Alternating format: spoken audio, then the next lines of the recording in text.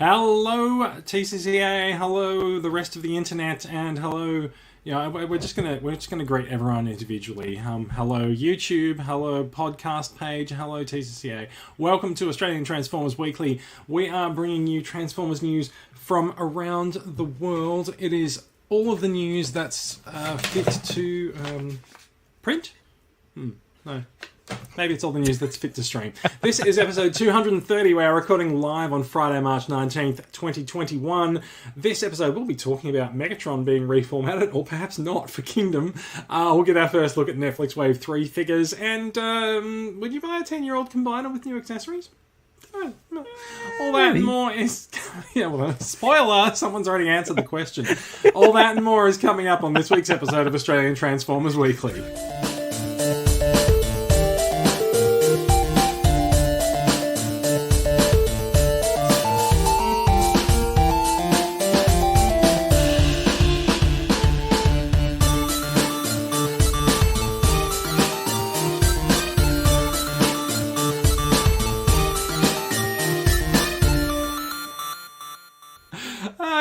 I pressed the wrong button. Off to a flying start today. It happens a lot. Welcome to the show, everyone. I'm Jason. Joining me this week, we have Tony coming to us from an undisclosed location somewhere in Sydney. How are you? Hello. How are we all, guys? I'm doing fairly well. It's been a bit of a wet week in Sydney. I'm sure you're well aware, but you've had quite some success that we'll talk about in a minute with your toy acquisitions. Mm-hmm. We also coming from an undisclosed location in country Victoria. We also have TCCA founder Brad Mull coming to us. How are you doing, Brad? Hello, gents. Looking resplendent there with the long locks and sitting back and looking rather relaxed, I must say. Yes. I don't think these lights have been on for about a year and a half, so... Brad, the way you're sitting there in that T-shirt, it makes me think of, like, if someone said, hey, Brad, you're invited to this really formal dinner party. We really want you to dress up and come in. This is what you'd come as. Your hair would be nice and brushed. You'd be wearing your best Transformers T-shirt, and you look ever so good. Thank you, sir. You're spot on. You're spot on. That's how I go to dinner parties. What are you talking about? And are they all your cars in the back there? I've forgotten I haven't got my mask on. Are they all your cars in the back there, or is that yours? Look at them all. Yeah, there's different things. Bumblebee, it's actually a little bit hard to see because of the light on them, I think. Yeah. It makes it look like there's an actual car yard behind you. Well, Brad is actually coming to us live from Car City. Come down and see what he's got. He'll do you a deal on a second-hand lemon. He'll do you a deal and his eyes will go all over the place while he does it. Not for sale. No, there's... What is it? There's DeLoreans, there's ML320 Mercedes, there's Explorers, there's Jeeps. Wow. There's a shit ton of movie figures. Prime's riding movie 1, Megatron's piggyback. So there's all sorts of things going on there. A nice collection. We don't get a look at your shelves very often, Brad. It's probably time for an update on that. Yeah, maybe it is. It's time to get the camera out, take a bit of a video, post it up in the group. Yeah. We can expect that by Saturday night, thank you. One thing there that you definitely can't see, even if I open and get rid of the glare. Oh, you might Exotron. Right there. Probably a year ago we discussed whether that should be taken out of the box or not. Do you mean Ectotron? Or is Exotron some other form of... I don't know. What the hell is Exotron? Are you talking about the Ghostbusters one? It is Ectotron, yes. It is Ectotron. Still there in the box. We had the discussion with Ava Bradley this time last year about taking it out of the box, so it's still in this box. So. Well, so as it turns out, it's a good time to take it out of the box because it's just been reissued anyway with a brand new deco. So you can buy that one and keep that in the box. Yep. True. Yeah, it's right there. It's right there next to Giggly Watt and Maverickery. Exotron. Exotron, Giggly Watt, and what did you say from Maverick? I was going to say merry-go-rounderick, but yeah. I said Maverickery. Movenpick. Movenpick. It's the ice cream crossover. Yeah. I think I said last week I was telling everyone at Oz Comic Con, everyone was very puzzled why there was a Top Gun crossover. I said, don't you remember that scene in the movie where Tom Cruise transforms into his F-15 and then and literally just flies off? Yeah. I feel like we've been talking a little bit about what you've been up to this week. However, Bradley's left a very ominous note in the run sheet about what he's been up to this week. It says Ultimate Tag. Let's not. I'll put that there first up because I didn't know how much news there was, so we can skip straight over that. no. Actually, you know what? Like, I gotta say, I'm disappointed that I've missed the start of Ultimate Tag. I'm gonna have to watch it on catch up because I actually think first two episodes it's been pulled. Oh really? Oh okay. Is it really? I actually think the concept is really quite good.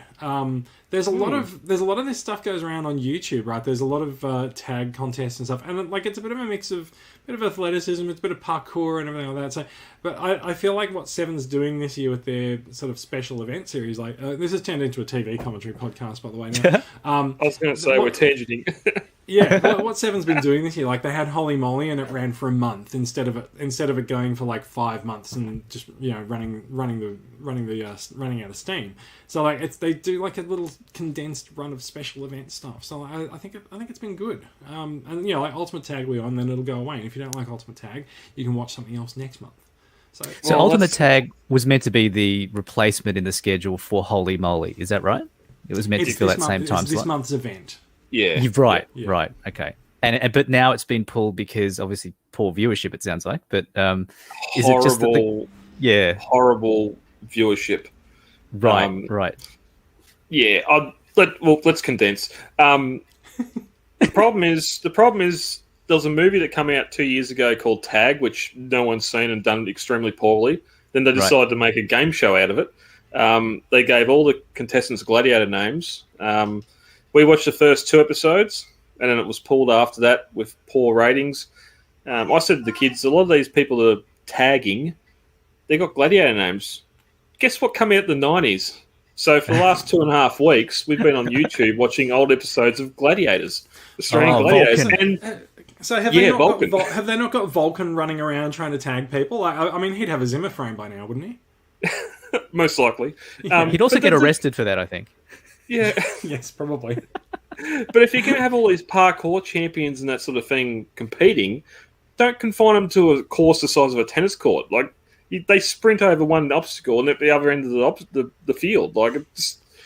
It was so boring and lame. And yeah, we've had much more enjoyment from Gladiators. Instead of actually having humans tagging humans, maybe they should have had humans released and then release the hounds to chase after them. And then whoever wins is actually the person that manages to outrun the dogs. I hear that might be one of the challenges that they've come up for Big Brother this year. People in sumo suits trying to evade the dogs is just... There we go. We sold it. Let's send that to Channel 7 now. Let's get it packaged up. Let's go. Stop, cut, print. That's it. Maybe... We're done. Maybe stick a fork in it. It's done. Send it to HBO Max. It might get more views than the Snyder Cut, but another story. Ooh, that burn. That's a deep cut, and I'll have you know the Snyder Cut crashed HBO Max. Oh, did it really? Wow. Yes. Okay. Yeah. So it crashed HBO Max. It also crashed Binge, but I've been paying attention to this for reasons. It crashed Binge, but it didn't crash Binge when it was released. It crashed Binge at about 2 p.m. in the afternoon because that's when it was released in the States. And so everyone jumped on Binge trying to watch it then and flooded Binge with requests. And so they went down because they hadn't scaled up their capacity at that point, apparently. But by about 6:30, I heard that HBO Go had crashed in Asia and Binge was quite happily streaming in Australia. So good on them. Oh. We're going to move swiftly on and get to the news. Straight into news. Hasbro news. That will take us into some news. What news comes from by yonder? We are so far in the weeds. We haven't even started. So I'm just gonna be a great episode, guys. I'm just gonna bring in this photo.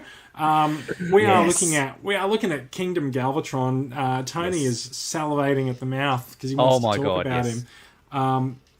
Have at it. What do you reckon? We've seen a leak of Kingdom Galvatron this week. It's not entirely clear.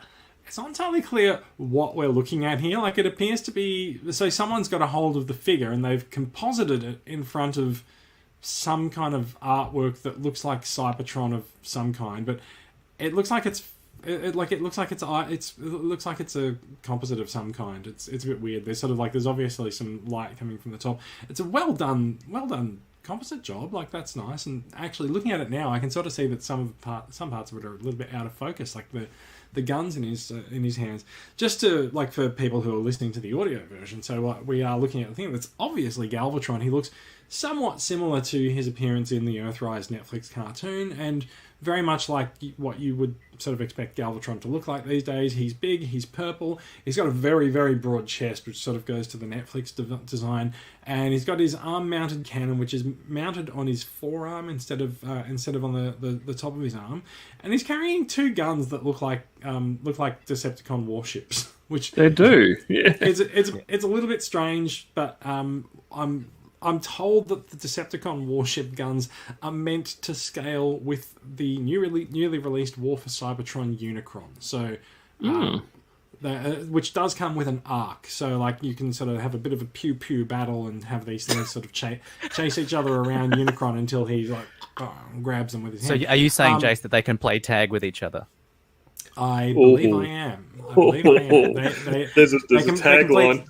They can play tag with that. I mean, wait. I can do this, right? Okay. I can do this because we've got tag. I can link tag to Galvatron. Are you ready? Go. Right. We were talking about tag. We mentioned that gladiators should be involved in tag. One of the gladiators is Vulcan. The most famous Vulcan in history is played by Leonard Nimoy, who played Galvatron in the Transformers 86 movie. Nice. Bam! Yes. Well yes, done. Yes, yes. Thank you very much. Well done. Well done. Ladies and gentlemen, thank you for listening to this episode of Australian Transformers Weekly. Next week. Bye. Next game, let's play 6 Degrees of Kevin Bacon. Do you know that there is a cafe up the road that has a pig that's called Kevin Bacon? So, like, anyone in Sydney can play 6 Degrees of Kevin Bacon because they've all been in to see him. And Brad's video has disappeared. I think he's in protest at the quality of that last segment. Maybe. Brad, leaving. What happened? That was the end of the show. Very nice. I left. So let's talk a little bit about Galvatron. Tony, I think you're jonesing for a chat about the big purple guy. Tell us your feelings.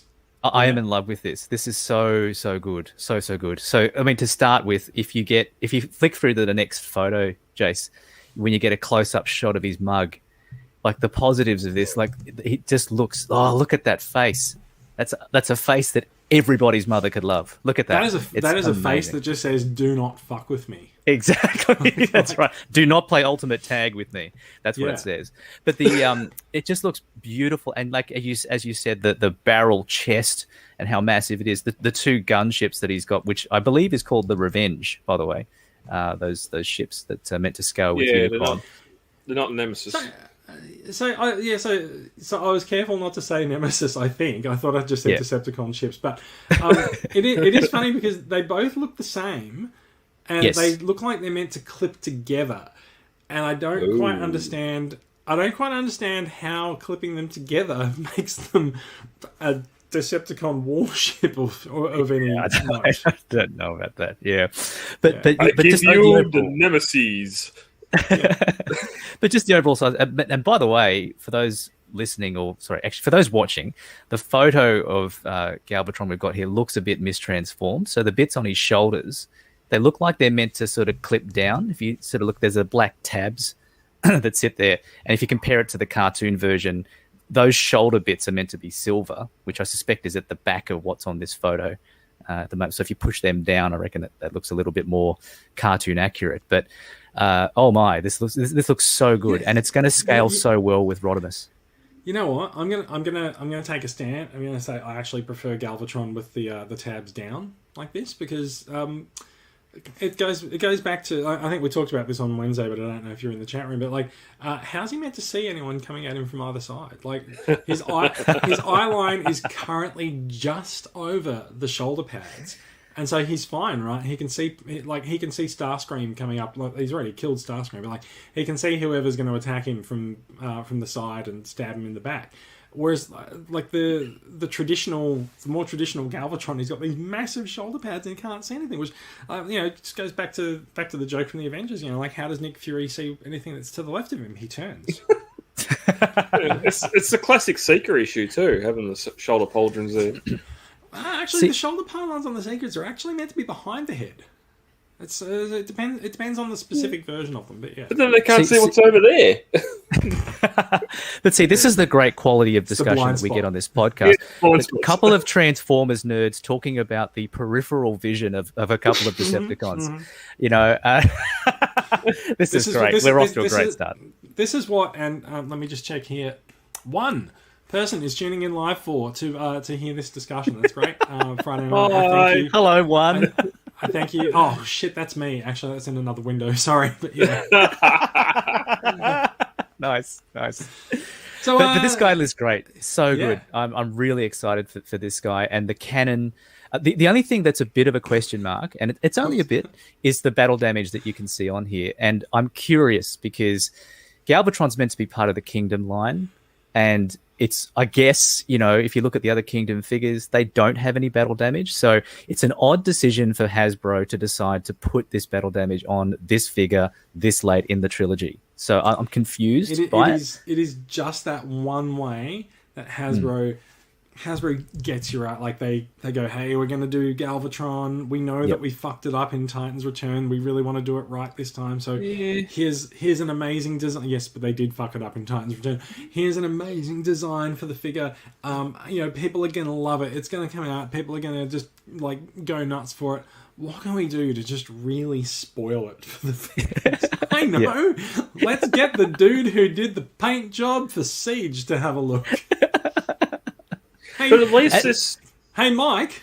Can you get us some purple paint? No, sure. Would you want some battle damage on that? No. Just do enough to make it look like we meant it to be a cartoon accurate highlight, but just make it look like we fucked it. Okay, let me get the chainsaw. You know what though? It's not just the chest. Like he's also got a bit of battle damage. It seems on his legs and around his shins and stuff as well. So it ain't just the purple paint. Yeah, it's a good point. At least this seems to be a little bit more subtle than what other figures in the Siege line for the poo smears and that. Looking at you, Seekers. Just the darker colours on the lighter colours, where here you've got that dark purple. Oh, that's a spoiler you've got for what's coming up later, but go on. Here you got the lighter colour on the darker purple. It doesn't seem as obvious and as poo smeary. That's actually a really good point. That's a good point, Brad, because when I think about the Megatron Siege and the Earthrise Megatron, but both of them actually have like the shins and the leg, which are meant to be black, have these stupid white scratches all over them. So, and it stands out because it's on a black background. And to your point, when you look at this, you don't see any of that, which is good. It is more subtle. I feel like Hasbro's learned their lesson over the last 2 years.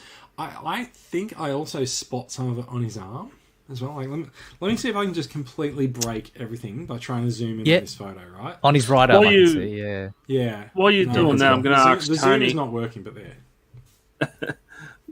I don't think I can't remember Galvatron from Earthrise at all. So your love of this is because of his appearance in Earthrise, Tony? No.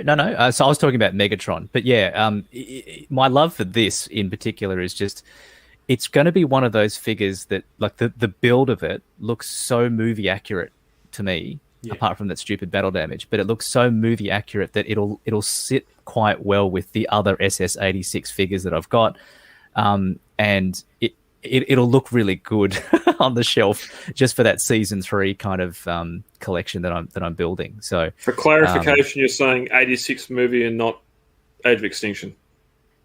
Correct. 86 movie. Okay. That's right. Yeah. It's definitely not accurate to Galvatron's appearance in Age of Extinction.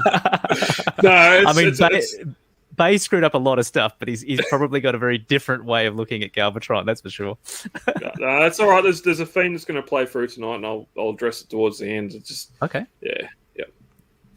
On a side note, Jason, you were talking about this picture that someone's put together as the backdrop. Have you noticed at the back left, just above Galvatron's cannon, there's a robot standing on something, having a look in the distance? Yeah.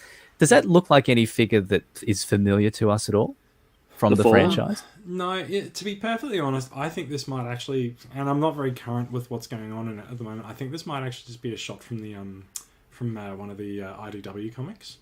Oh, okay. Okay. So yeah, I'm not really sure. I'm not really sure what this is. So, like, part of it looks almost like it's meant to be sort of like a painting, yes, with all the lights and stuff on Cybertron, and like it's because they're yellow. That's what makes me think that it's actually current gen IDW rather than sort of like the blue or white that we're sort of used to seeing. But then, yeah, when you sort of, it's because it's so confusing because there's a physical object in front of it. It's a bit confusing to the eye as to whether it's actually like a painting or a drawing or whatever. There's some rather detailed stuff under Galvatron's right foot.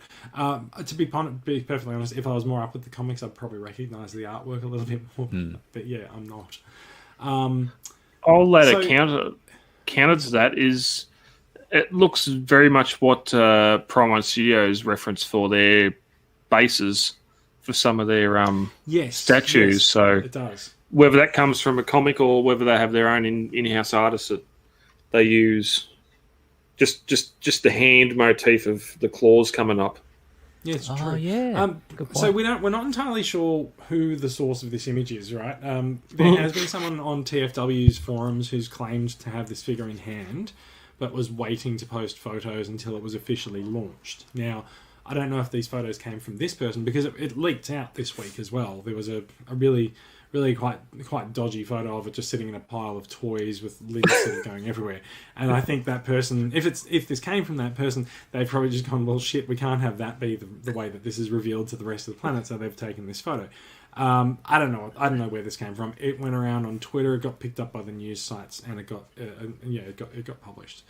The one I think before we move on, because like this, he's going to be a few months. He's going to be a few months away. He's very likely to be Wave 3 of Kingdom, and whether there's more waves to Kingdom, we don't know.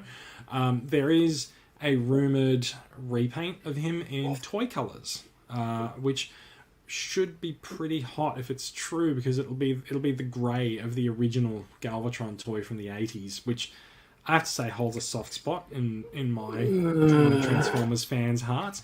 Brad's already groaning. There's some gender bending going on there I don't want to know about. What? Gender bending? No. And by gender bending, I mean cross franchise, cross era. Right. Paint jobs, because yeah, one of the reasons I don't know what the paint job would be like. I don't think there'd be battle damage for the 80s toy color one. But we'll see. I don't know. It's a rumor. Like, it may not come to pass as well. They might do shattered glass Galvatron, which would be awesome if they did. But yeah. No, but my point is just this mold is not 86 Megatron. Don't do it as something, as a reference to something when it's not. It's clearly for they love doing Earthrise. Yeah, I know. They love this. You know what? So right, he's not 86 Megatron, but he is 86 movie Megatron, right? No, he's not. He's 86 Galvatron. Yeah, why do you guys keep calling him Megatron? Right, yes. I don't know. It's like there's some kind of link between them or something. I'm not sure. I've done 56 hours this week, please. There's going to be more of this. Okay. I'm sorry. If you don't want it, get out now. there's another story about Megatron later on, so wow. We'll see. I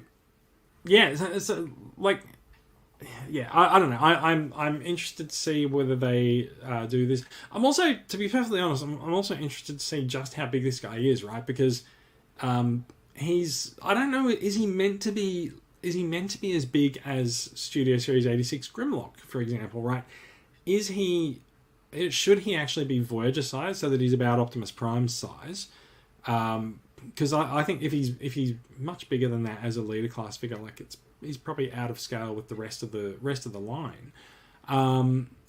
But also he's got two companions in the Kingdom in the 86 lines at the moment in Cyclonus and Scourge to go with, and it does make sense if he's a little larger than his minions, right? So I don't know. I feel like I feel like I would prefer him to be about Voyager size, but I think he's going to be bigger.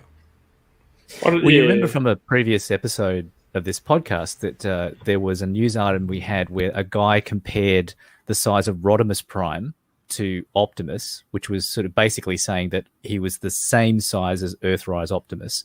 Now, it's based on a little bit of spurious scaling that he was doing based on the 5mm ports, but let's put that to one side. If you assume he's correct, in the cartoon, Rodimus and Galvatron are meant to be roughly the same height. So that would mean that Optimus, Earthrise, and Galvatron would be roughly the same height as well. The problem with that would mean that, to your point before, Jace, that would mean that Galvatron is probably the same size as Cyclonus and Scourge, as opposed to being slightly taller than them. If that's I'm okay with either of those outcomes, really. Okay. Yeah. But I guess the part that makes me wonder is if he's meant to be a leader. What if he's meant to be a leader and he's a Voyager size? What about this makes him a leader? It is definitely not the two battleship guns. True, but it'd be that stupid justification for paying a commander class price for Rodimus. They just throw in a whole bunch of accessories that we haven't seen yet, but give us a toy that's Maybe. 2 levels down. Yeah. Oh, look, I could definitely do with a blast effect on the cannon. I like his arm cannon certainly looks nice. I like the design of the arm cannon. It looks very consistent with how you expect Galvatron's cannon to look. So I'm looking forward to it. Yeah, me too. Dare we pray that if it's going to be leader class with that higher, dare to be stupid. If it's that higher price point that the cannon may light up and have an electronic effect in it. Oh, now that's interesting. It'd be that little bit to push it to leader price point. You're saying they'll add about 50 cents worth of electronics and push it up by $30. They've done That's it called before. economics. That's how the cookie crumbles. I'm going to add one more comment before we leave, which is Yes. I think this photo of him is actually slightly off center, but I will just say that on the finished product, I really would like the Decepticon logo to be properly centered. I think the photo is he's actually slightly rotated to the left, which is why the logo looks off center. But I would really like it if they could get that right, please. Thank you. So this must be doing your OCD head in, Jace, to stare at this Decepticon logo. My goodness, like you have no idea. I mean, you have. You got to turn the light switch on 50 times. You've just said exactly what's going on in my head, so you do have some idea, but you have no idea. But yes. Yeah, I guess that extra paint that's on there, that lighter colour, it's affecting the geometry of his chest. Yeah, it's possible. I think we've done Galvatron to death. Yep. Is it time to move on? Yes. I think so. All right. Let's move on to some of the other. Sorry. There was something that we meant to talk about before I brought this guy in, which is local releases of some figures. Tony, you've had some luck going out to the stores and finding some things. So this week we've seen local releases for Kingdom Wave 2 Voyagers, Inferno and Dinopop, which I think we saw last week in like one store in Melbourne, but they've gone wider this week. And you also have had some luck with Deluxes, Tony. Yeah. It's been quite a week, I've got to say, and I think for most of us who've been waiting around for Kingdom Wave 2 to arrive, it's been a very long wait. But finally, we can now say, ta-da! How does that go Huffer is again? here. Ta-da! Look at this. Very good. Look at him. Look at his little face. Wait, Isn't he cute? Hang on. I'll put you up in the... He's got to do the thing. There it is. He's done the thing. I've done the thing. Look at that. Very nice. He's awesome. Yeah. He's so good. Very cool. He transforms quite well. I've only had a couple of plays with him today, but he's been... Oh, sorry. Just been around the back there. He's been nice. quite good. The transformation is very simple. There's probably about 12 steps. We'll come back to talk about him more in our positions. Sure. I mean, you can just leave your camera on him the whole show. Like it'll wait. It'll wait. There we go. Huffer has spoken. We're the Huff podcast. So the other thing that's been happening with the Kingdom Wave 2 Deluxes is they have been seen in Maya stores this week. but there's been a national spate of people picking them up and taking them to the checkout at Myer, only to be told that the product has been recalled and they're not allowed to purchase it. Oh no! I know it's a like it's been annoying people enough that there's been multiple posts about it every day. The word that we've had is that Myer is not meant to sell them until March 29, which is another week away. So. If you go into Myer and you see them on the shelf, try buying them if you want. But yeah, it's very likely that they will take them away from you at the checkout. I don't know better choice is go and hide them somewhere. Go and take them, put them under cushions and couches, wherever. Just get them to put it away on lay-by for you or something, so you can pick them up on the 29th. But yeah, so the word is they're not meant to sell them until the 29th. Why the 29th? We don't really know. Like, the figures have already been released globally, so there's no real like street date or embargo. But maybe there's a sale that's happening sometime on the 29th. We'll find out. So anyway, that's pretty much it for local release updates. Let's get back to talking about some news, shall we?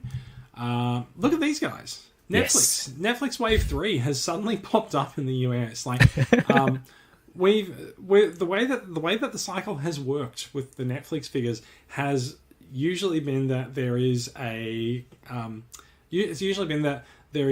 launch. They announce the figures, and then we have to wait several months for them to come out.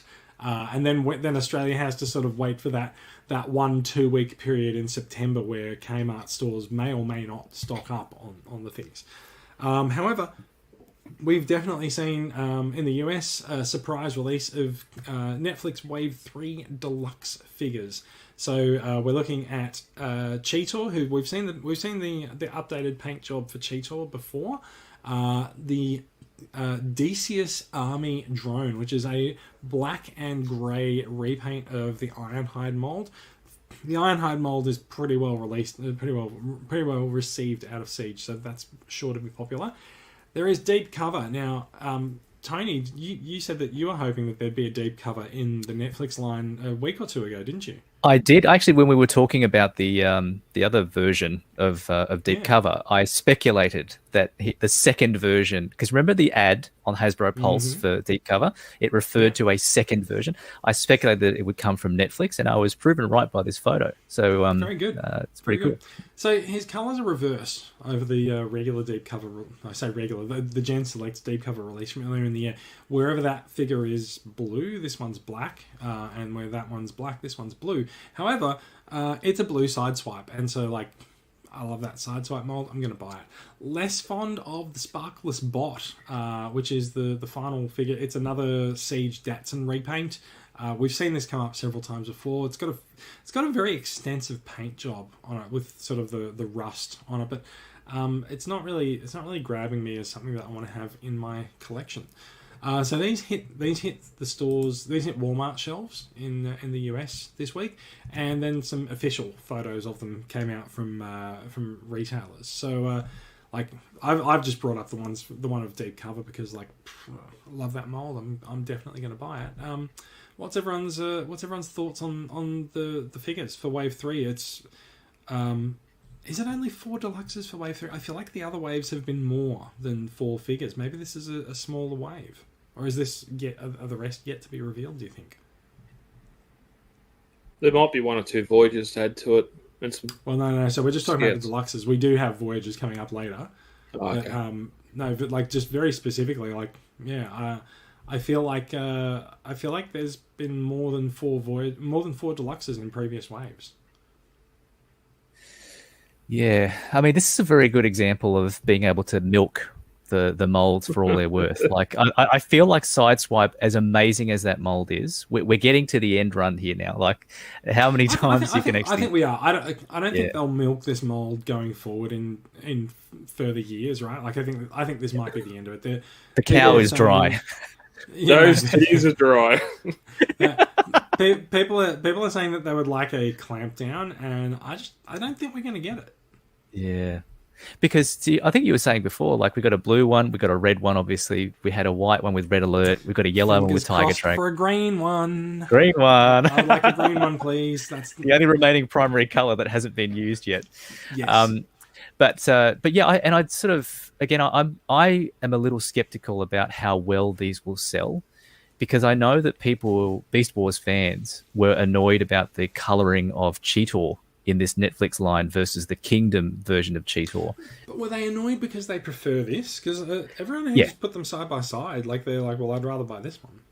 Yeah, I again, I'm not a Beast Wars fan, so maybe Brad, you can fill us in. But apparently, the coloring on the Cheetor in the Netflix line is more cartoon accurate than the Kingdom version was. Is that correct?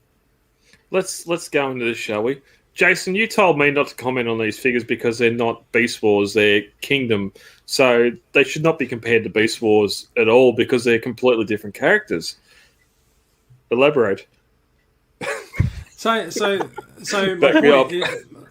So my point is that you can't say, hey, this doesn't look the way that it's meant to, because it looks the way that Hasbro wants it to look, but it is Cheetor from Kingdom, right? It's not Cheetor from Beast Wars. Mm-hmm. So I don't know how Cheetor looks in Kingdom. Maybe this is more accurate to how he looks in Kingdom. Maybe this is more of a throwback to how he looks in Beast Wars.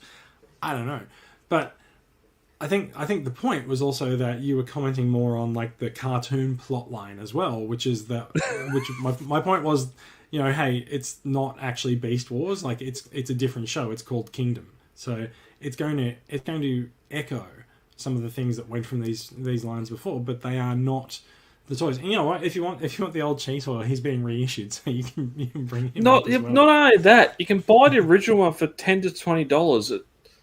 The Masterpiece one, okay, it's more expensive. It's, of course, a lot more detailed and everything else.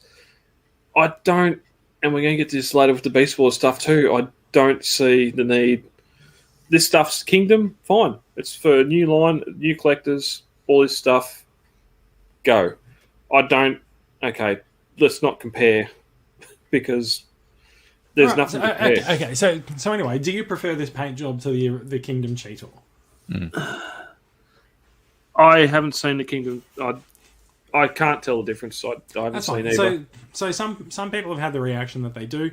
Generally, the Netflix Cheetor has darker limbs, so around the shoulders and stuff, and they seem to be shinier in the paint. So people feel like that's a better representation of Cheetor, whether or not it's from Kingdom or from Beast Wars or from the 30 seconds at the end of Earthrise or whatever. I don't care.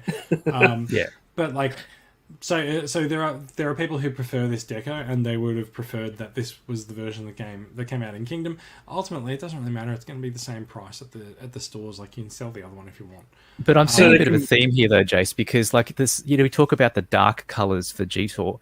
The same thing happened with Earthrise Prime and the Netflix Prime, if you recall, where the coloring on the blues on Prime Netflix were a lot darker. And I remember saying at the time on this podcast that actually they looked a lot better. And I still stand by that compared to the Earthrise one. And don't get me wrong, Earthrise is amazing, but this one just popped. The color on the Prime Netflix Prime just popped. And I can see the same thing with this one. I haven't actually held the Netflix Prime in my hand. The main reason, so I like the Earthrise one. I feel like it's a more sort of G1 throwback. So G1 doesn't G1 in terms of the cartoon doesn't have dark shades, right? Everything's brightly colored and it's all primary colors. And so that to me makes the Earthrise Prime a better representation of how I like to remember my Prime in there. And maybe it makes the Netflix one a better representation of how he looks on screen. But I don't really recall the Netflix Prime having a dark blue on his legs. It's just a blue. But are we going to have a disagreement about colors again? It's something about blues. But maybe it's as simple. Maybe it's just simply that the Netflix toy line has been rendered in Dolby HDR or something. You need to look at it with the right glasses on. Yeah, true. But yeah, I just think that I'm not sure who this is designed for, to be honest. Again, some of these decisions that Hasbro makes around the figures that are included in the line confuse me a lot. who is going to be interested in Decius's army drone? Like, oh man, there's been so many people who are interested in Black Ironhide because really, Black Ironhide is like a deep cut back to some of the special edition figures in G1. Like there was a G1 Black Ironhide that was like an e-hobby variant, and so this calls to mind that. And so you think this would tick that box for collectors? I think it does. I think people have been calling that out for this reason. However, people have also been going, I hear that there's a Black Ironhide, and I think when they look at this, it's sort of like, no, it's more of a grey. Here we go. I think no, like he's a mess. Like he looks like he's been half painted. Someone put him in the washing machine. That's why. Yes, yeah, no, exactly. Like I would be totally in for a Black Ironhide, and like when the leak came out and when the photo of this on store shelves came out, and everyone was like, "Look, it's a Black Ironhide." I'm like, "Yes, I'll get that." And now I'm just like, "Ooh, I don't think I will." I'm just. So this is the third use, only the third use of this mold, right? We've had fourth. We had Ironhide, we had Ratchet, and we had a repaint, the white and red repaint in like the final wave of Siege. Oh, that's right. Was it Crosshairs or? Yes, it was Crosshairs. Yeah, and now right. Black Ironhide. So like, this is only the fourth use of this mold. It is a very well received mold. This one's possibly slightly mistransformed, like the chest window is meant to be slightly off, but whatever. But yeah, like he looks more grey than he looks black to me. So like, yeah, I don't know if everyone clamoring for that Black Ironhide is going to be as in for this one as they said they would. Black Ironhide matters. Ooh, how I wonder how that affects or leads into how many people wanted and didn't get Ratchet. And again, want to get something in this. I wonder if people will get this so that they're like, well, he's got so much battle damage, he's basically white, so we can repaint him to Ratchet. Yeah, if you're a medic in the field, you're going to look like shit. Yes. So the final figure is the Sparkless bot. Now, we've seen this guy many times over the last couple of months, and I don't like him any more now than I did before. But like, I am impressed at the level of dedication to his paint job that has been shown here. Like that is an all over roughing up paint job with rust textures and stuff. Well done, but I'm not sure that I like it. And also, how much of it, like how much do you have to just like abdicate the responsibility of coming up with names for these if this is just called Sparkless Bot? Every time, I don't know if I'm dyslexic or not, but every time I see this name, I keep thinking it's Sparkles. It's Sparkles, yeah. It's like a rainbow bright kind of My Little Pony crossover type figure called Sparkles Bot. That's what I'm thinking every time I read it. Yeah. So while we're complaining about the names, can we also talk about how the Black Ironhide is literally called Decius Army Drone? Yeah, they couldn't have just called him Gary, right? I mean, they could have, yeah. The last time they had a drone, he at least had a name. It was Centurion. It's like the Centurion was the Centurion drone with the weaponizer pack from Gen Selects, but like, it just sort of says to me that they've just really just gone, well, we don't really care what happens in this wave of the figures. You know, based on what Brad was saying, maybe we should just rename him, right? Let's call him Ratchet Light or something like that. Not quite Ratchet. I can't believe it's not Ratchet. He's NQR. He's not quite Ratchet. Yes, that's right. I've got one. Autobot Spike. Ooh, okay. He's not as parted out as what Autobot Spike is, but surely that's got to be another reason to use its mold. Did you say Spike or Spark? Spike. Oh, okay. Well, yeah, fair enough. I would also just point out the artwork on the side of the box seems to show him as far more alive than the Sparkless actually is. There's one thing that I did notice about these boxes as well. Like, these boxes are subtly different to the Wave 1 and 2 Deluxe boxes. The War for Cybertron Trilogy logo is slightly higher up on the box, and I think that's because there's also no plastic tray within. The figures are tied to the cardboard back like they are in Kingdom. And I think that's part of Hasbro's effort to reduce the use of plastic on the boxes. So the window on the front of the box is slightly reduced because they've put the logo up higher. That's a bit of inside baseball. While we're on Cheetor, Cheetor, okay. Yeah, transgressing a little bit. So you're telling me that people have an issue with Hasbro releasing something, then changing the color scheme down the track? Go on. Is that what's happened? Maybe. It's okay. All right. Okay. Part 2. Why has no one complained about the size of that goddamn cheetah's head on his chest? Oh, no, because people love that because it's actually the real head of the figure of the. Yeah, but that's not Beast Wars. So, okay. All right, we're circling around. No, so this is the thing. Everyone thinks that the new Cheetor is great because he doesn't have a fake head. That's not Beast Wars. Yeah, okay. Let's see what Kingdom does. I want to see that. I want to see that cat head on the front of that animation model. If it's not, oh, you mean what the Netflix show does? Yes. Yeah. Oh, I'm sure that'll be there because they're all based on the toy the toy CAD designs. So yeah, that's what they've done previously. So yeah. I think this one still has the same problem that the Kingdom Cheetor had as well, with the tab at the back of that head not clipping in or breaking off. Yeah, I don't think they've had time to fix that between releases. So yeah, that's still very likely. As far as the what happens in the Netflix series, right? All bets are off. They didn't they didn't use any of the Earthrise figures in the Earthrise series. They still stuck to the Siege molds. So we've seen what we think is Dinobot at the end of Earthrise, and that's it. Like, Dinobot could be the only Beast character in Kingdom on the Netflix show.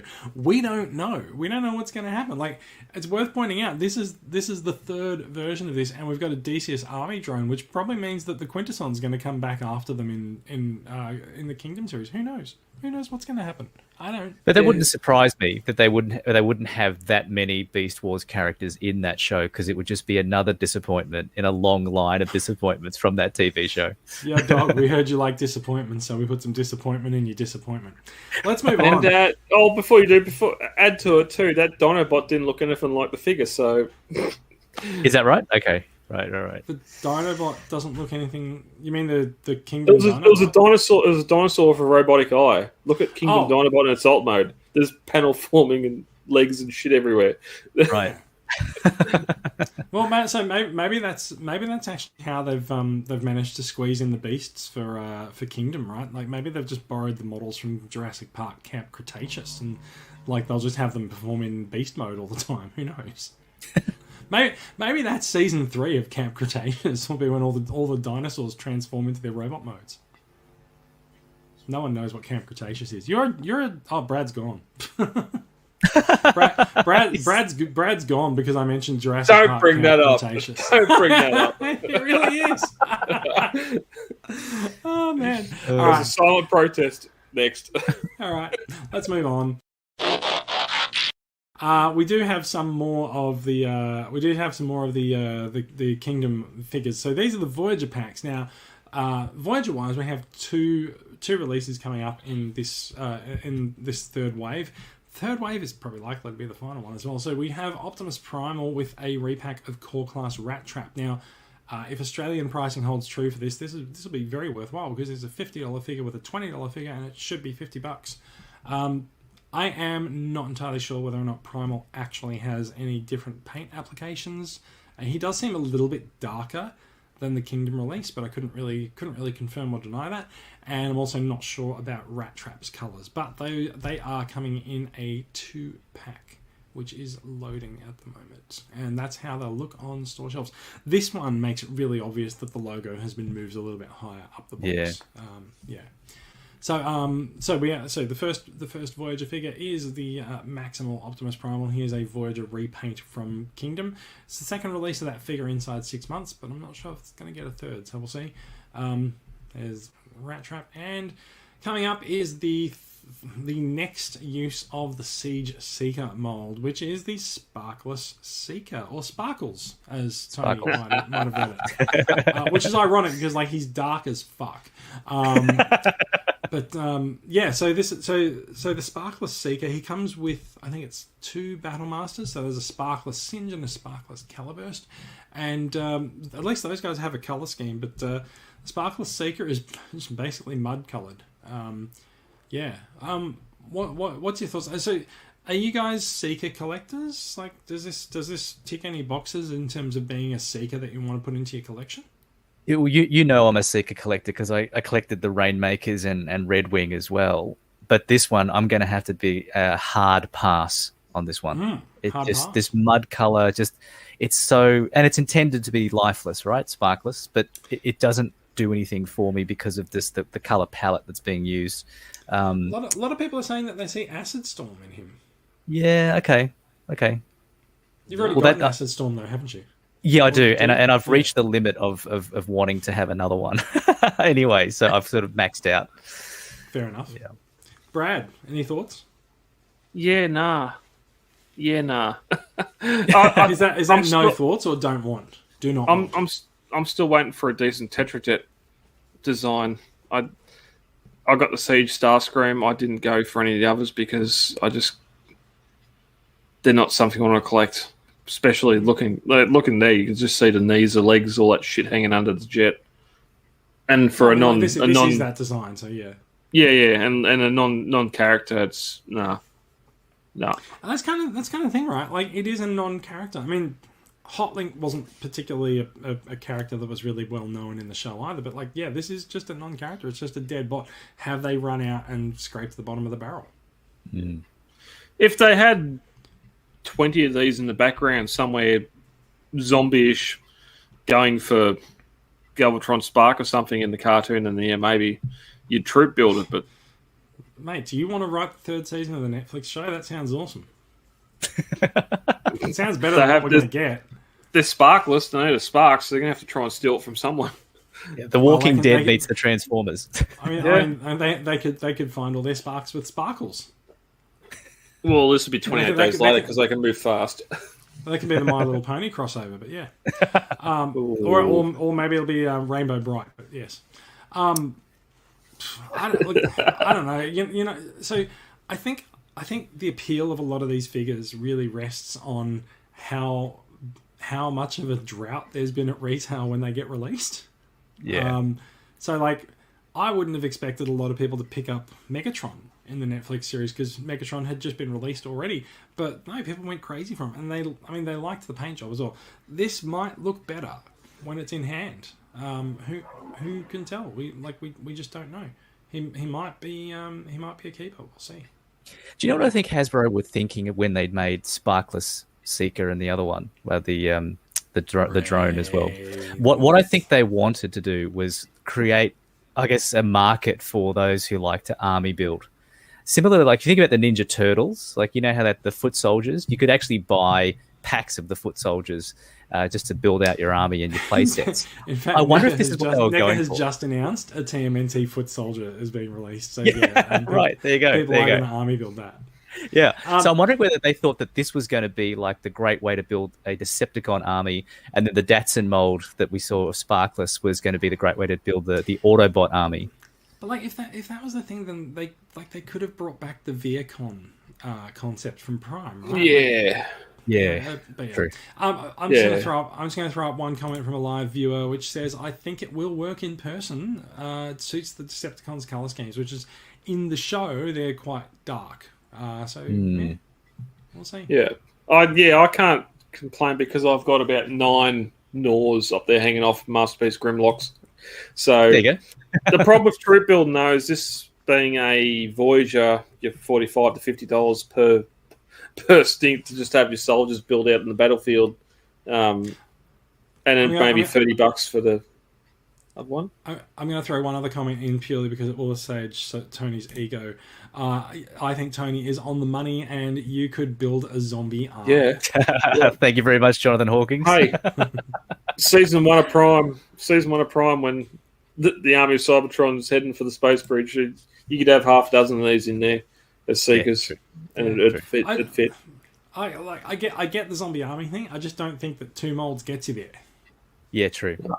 I don't know. No. Plus, but then the other thing too is like releasing stuff like this gets us our individual beasts. A lot of those figures won't be repainted. There's no repaints you can do of them. We talked before about Galvatron, how you could do a cartoon or the grey version, getting your repaints there. Like these are the repaints. There's Seekers. Jason, you've got 35 of the Generation Seekers. Like they're there to be repainted and resold, and collectors will buy them. And that's what this is. It's another version of Seekers. That took them 12 years. Well, yes, it hasn't been 12 months, but still. No, this is the thing. That took them 12 years. Now we're up to 10 inside 2. Yeah. Guess what? They're multiplying exponentially. We're like going gremlins. Another comment confirms, yes, he could be used as an Acid Storm without the garish green, because Acid Storm's colours are usually very bright green, and this is a lot more subtle, because it is. It does actually seem a greenish colour when you sort of look at his. If I can find the jet mode, it does seem to be a little bit green, but yeah. This sounds like the kind of project that Michael Fichet would love. It sounds like it, yes. That's right. Yeah. But you imagine something like this being a little bit less in price because it's lacking the paint apps of a normal figure that customizers just go to work. They can make it anything. Yeah. Also, I actually think it's interesting that like they've sort of taken that equation and flipped it on its head with the Netflix line, right? It's like, well, we didn't have to put a lot of effort into designing these figures because they were already designed for another line. So, hey, here's some extra paint apps to make it worth the money. Stunned silence. Brad's about to leave. No, I just yawned. Fair enough. I probably would have that argument too. Let's move on. There is one more figure that's been revealed in the Netflix line for Wave 3. It is the spoiler box for Wave 3. It's been a disappointment, I think you have to say. So the people have been assuming that it's going to be a leader class figure. They assume that it's going to be a repaint of Megatron, the Beast Megatron, into T-Rex. It is a Megatron. It's just not the one that we wanted. The spoiler box appears to be quite thin on figures this time around. We have the Voyager Netflix coming back for another go, in this time in a bigger box, and the purple crystal version of Paleotrex, which has leaked several times now. So it makes sense that the other figure in this didn't leak because it's just Megatron. No one assumed that would be the case. There's a couple of interesting accessories that come with him, right? So Megatron has a cool battle armor thing, and for once Megatron comes with the Matrix, which makes the plot of Kingdom could potentially be quite interesting. But he's got this cool sort of like battle belt thing holding the Matrix around his chest. The dimensions of it, the orientation of it do look a little bit awkward, but we'll see. It might work. So yeah, we've got a Voyager Netflix Megatron with a purple Paleotrex, which technically means that this should hopefully be a cheaper spoiler box than the other ones. Maybe this is the reason why. Maybe this is the reason that this box is coming in. Like maybe the other Netflix spoiler boxes have been shelf warming. They might be like seen as a little bit too expensive. So what do you guys think? Would you rather see a leader figure in this box? Is anyone planning on buying this? No. Yeah. Oh, actually, no. A lot of people are planning on buying it to get the purple Paleotrex. Disgusting. See, at this point in the line, this is where you'd have to sit Hasbro down and basically ask, "Are you feeling okay? Are you okay?" Because I don't understand the thought process that went into this to repackage yet another Megatron mold when they'd already done the Netflix Megatron so successfully, as you said before, Jace. I don't understand the rationale for this at all. The only real difference you see here is obviously the change in Paleotrex's colors, which okay, fine, and that cool little bandolier that's holding the Matrix, which from memory doesn't even exist in the show at this point, from what we've seen so far. That's a great word. I can't remember. I can't remember whether it exists. No, bandolier. Oh, Bentley. Yeah, I Netflix. can't remember if the Matrix Netflix. exists in the show. Why does it not exist? I don't think it's come up though, right? I don't think Prime has ever pulled anything out of his chest. I don't think No, it anyone's sounds like he'd be arrested for that these days. But like, go on. cancelled. Let's cancel him. Yeah, we'll But, cancel Prime. But I don't get it, guys. I didn't get the Ultra Magnus version either. The one that was like the Ultra Magnus that had been thrown into a fire and then packaged up and then sold as a product. I didn't get that one either. But He's the Firestarter Magnus. Yeah, but he's good for barbecues. But I feel like this isn't one of those things where I would sit there and go, I must have this. And again, we saw the Kmart Ultra Magnus spoiler boxes just sit there for ages. And at my local Kmart, someone had actually done everyone a favor and ripped the box open and strewn all the contents across the shelves. And I was like, well, no one was going to buy it anyway, so you might as well have some fun. I'm gonna bring in one comment to sort of talk about plot points. Jonathan Hawkins says, "I hope they actually use the fossilizers in show, and that there is some epic team up like in Cyberverse with Megatron using the Matrix to overcome something." Oh. Now that to me gets a little bit interesting, right? Yeah. One, I don't see them using the fossilizers in the show because like they've avoided things like the Micromaster teams and anything smaller than a regular Deluxe in the show. I don't know. It's entirely possible that they avoided adding characters in Earthrise so that they could do it in Kingdom. Who knows? The other part of that is that an epic team up like in Cyberverse with Megatron using the Matrix, that to me makes it possible that there will be an epic team up in Kingdom where Megatron has to use the Matrix to overcome something, because that's kind of what DeSanto does. He just cribs from other Transformers universes. Ooh, there we lazy. go. I said it. Yeah, he's a lazy could writer. you imagine if the fossilizer is the same size as Rattrap? He comes in, fights Rattrap. Rattrap starts to beat him. He goes back. 15 other fossilizers come in. All their bones crumble down, and then they rebuild into T-Rex the size of Megatron, which isn't how skeletons work. Now you've merged it with the plot of Age of Extinction, where like everything can like break down and reform into different pieces. Like You've just DeSanto'd the script. They're bones. Yeah. The bones collapse, and then they come back to form something else. I mean, it's not a Super Mario game.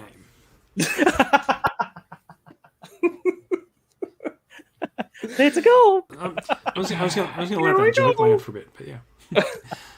So look, I have to say it's my hope that this figure will be at a cheaper price point than the existing spoiler packs. However, I will just point out, like you do actually make an interesting point, because the fossilizers are actually deluxe figures, right? So this is a $50 figure and a $30 figure. So like I could see them charging $80. I could see them charging $90 for it. I'm sort of moving it into a leader class price point, because there's two figures for that and a couple of accessories, right? There's not that many accessories. There's a Matrix, there's an orange ball, and there's a couple of blast effects. It's pretty light as far as effects goes. In my opinion, that $50 plus $30 equals $80 or more. That is a good example of the sum of the parts being less than the whole, because I would not be paying $80 for that piece of shit. This is horrible. I'm sorry. I'm being very negative, but I don't like it. Oh, I'm going to join you, because I want to know how many people want to buy another Siege Megatron just to get all this shit with it for more than the $45 price tag. Where you probably get on the TCA buy sell trade, you can probably get a Siege Megatron for $20. Correct. And you could probably get someone to make you the what did you call it? The bandolier. Bandolier, yeah, like what Rambo used to have. In fact, actually, this looks more like what He-Man used to wear. Yeah, that little thing that went over his shoulder. It's been pointed out that this is basically the He-Man version of the Matrix. Yeah. And also, Megatron's got a sword, so that's great. He's got the power. Yeah. Well, does he have the touch, or will he get cancelled if he does? Yeah, Megatron. Wise guy, huh? There's the last story for tonight. We do have the Hasbro Pulse Fan Fest coming up April 9th. Now, like this is actually a long way into the future, right? So this is like 20 days in advance. It's been called. Now, if you recall, last year Hasbro Pulse had their PulseCon around October, November last year, and they made a lot of product announcements. And so we've got a fairly lengthy paragraph from the press release announcing the Pulse Fan Fest. It's going to be an online convention with like interviews and shit like that, just like PulseCon was. Everyone freaked out that PulseCon was only going to be like streamable in the US, but it was a streamable globally. So the description for Pulse Fan Fest for Transformers says, worlds continue to collide on Transformers. Join members of the Hasbro marketing and design team, that sounds like a fun time, as they reveal toys from Wave 3 Kingdom and share some exciting news about the final chapter of Netflix Transformers War for Cybertron trilogy. Don't miss out, okay, we won't because we can replay the stream, as we take a closer look at Kingdom Commander and Titan class figures, including a first-time character to appear in toy. And if you thought this is really well written, like it's clear the marketing team has been doing a bang-up job. And if you thought the Pulse exclusive weapons pack was epic, you'll find the next one to be a blast. Hello, spoilers.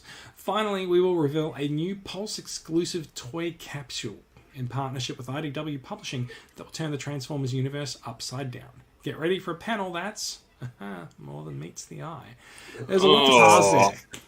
There's a lot to parse there. So let's get into it, right? So, Yep. you know, I'm gonna take the Pulse artwork down, and like we'll just put the three of us or the two of us up. All right. So what are we looking at? We've got the. In fact, Tony, could you put Huffer back up? Yes, I can. That can be arranged. Cool. Just put Huffer up and like zoom the camera in on his head, so at least it looks right. Here we go.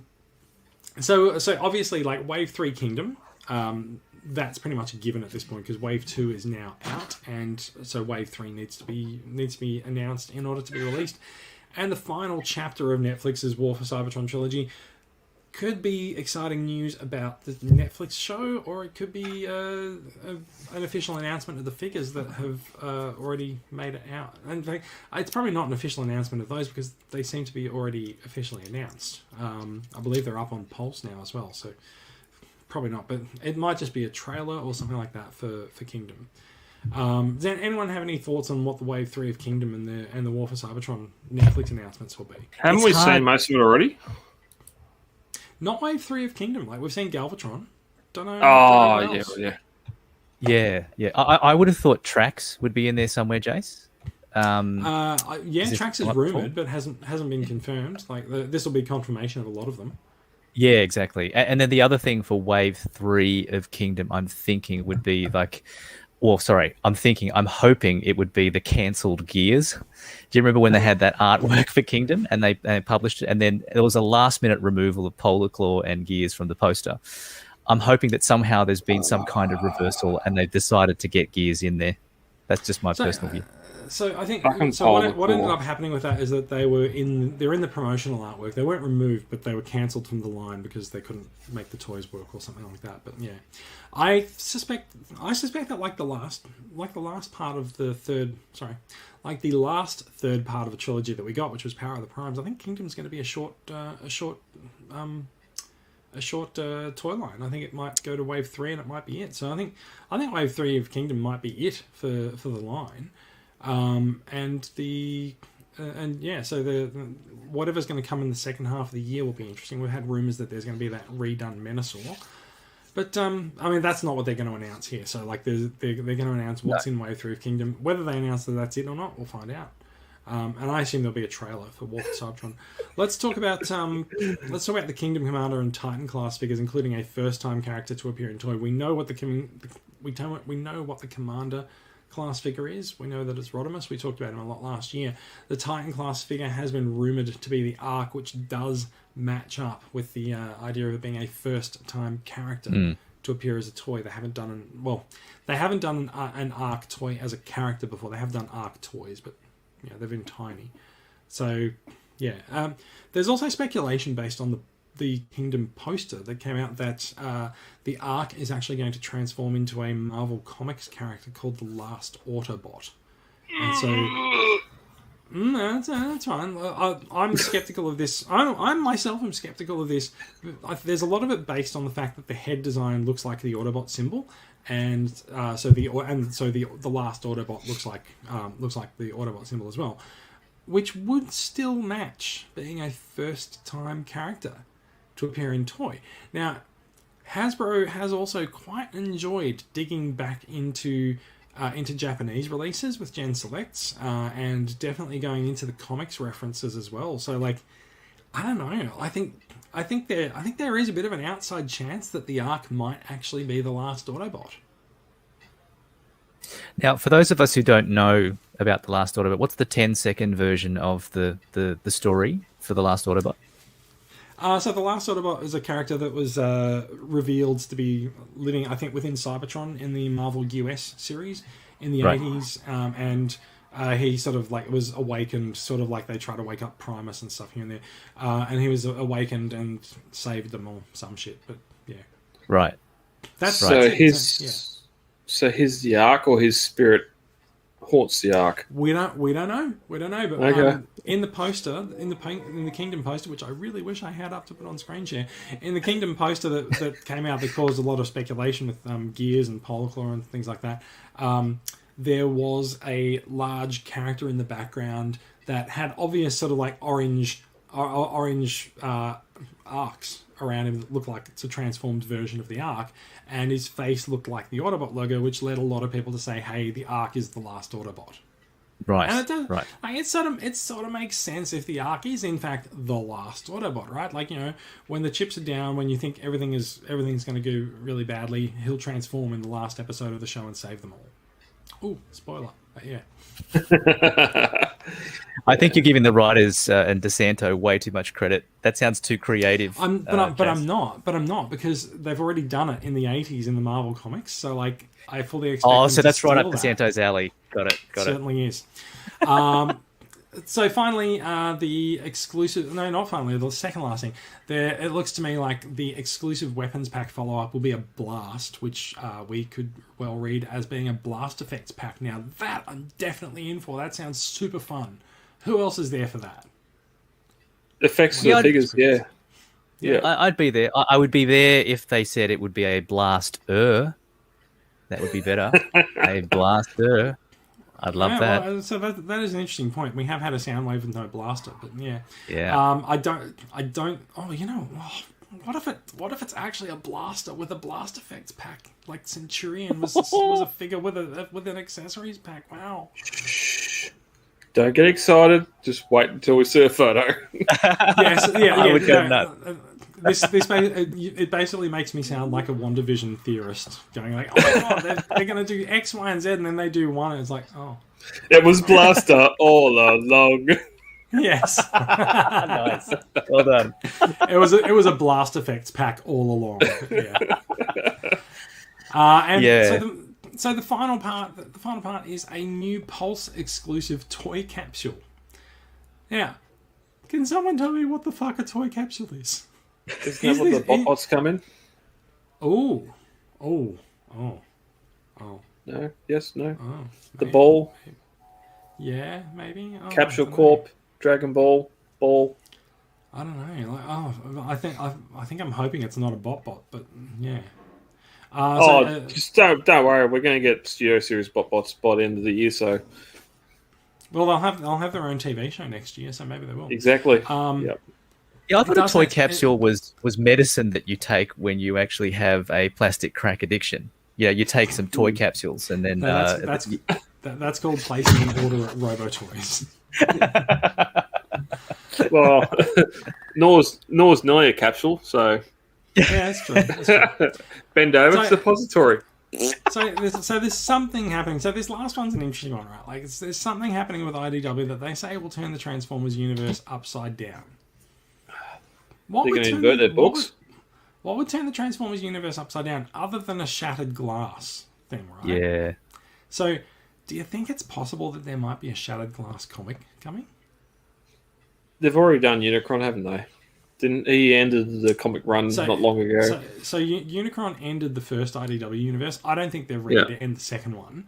I think I actually wonder, given that it is a partnership with IDW, people are thinking that it's an IDW character coming to be a Pulse exclusive, but I actually wonder if it might actually be so there's some speculation that the theme for Gen Selects this year is Shattered Glass, and that's not really been borne out by the Gen Selects that we've seen so far, right? We've seen Deep Cover, we've seen Transmutate, we've got a G2 Ramjet. Like, none of these are actually Shattered Glass. So if there is going to be a Shattered Glass thing, maybe it's happening in the later half of the year, and maybe there'll be a Transformers Shattered Glass comic later in the year. I don't know. This sounds awesome, which is probably why it's not going to happen. Let's borrow from other franchises, shall we? Terran Universe, Multiverse. You've already said Shattered Glass.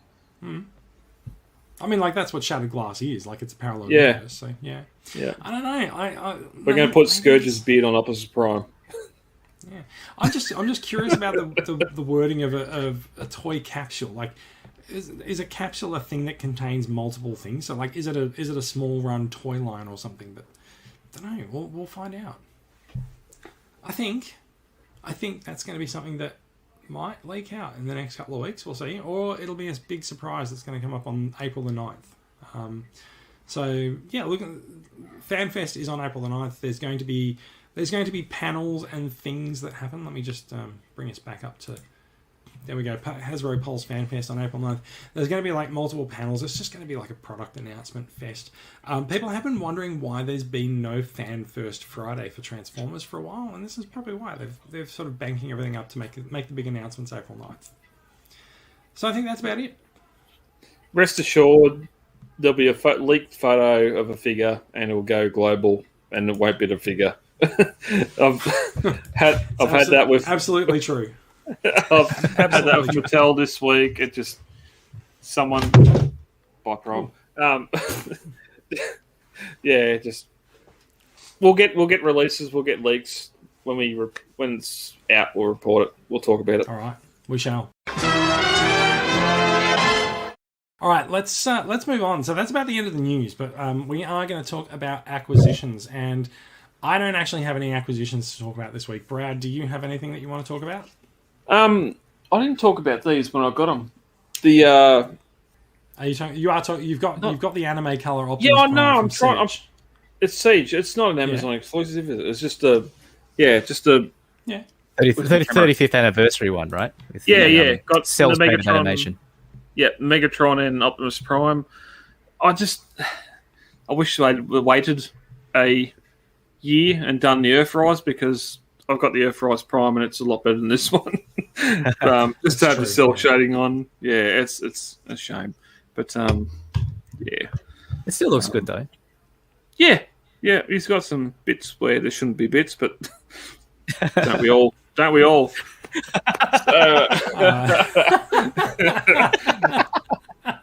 yeah, that's all I've got to say. That's your acquisitions week. Tony, if you're going to put your camera back on to talk about your acquisitions, then I will switch to you. I am. I'm going to start with this guy. Hello. We are looking at Kingdom Ultra Magnus. Kingdom Ultra Magnus. Which is, I feel like this is the first time someone's actually acquired Kingdom Ultra Magnus in TCCA and put him up for a look-see and photos. So yeah, well done. I think Thank that's you very right. Much. No worries at all. Happy to share, guys. But this was interesting for me because this is what kicked off my week of Kingdom Wave 2 figures. But there were a couple of... When I posted it up on the TCCA Facebook page, there were a couple of questions from people like Rob Franklin around size and scale. So I wanted to address a couple of those quickly. Actually, you made a very good point, Jace, about the eyes. Now, if you look at the face, I'm not holding this very steadily, actually, but if you look at the face and the goggles that he's wearing, they're very, I don't know, what would you say? They cover most of the eyes, I feel. And it's like he's kind of wearing sunnies.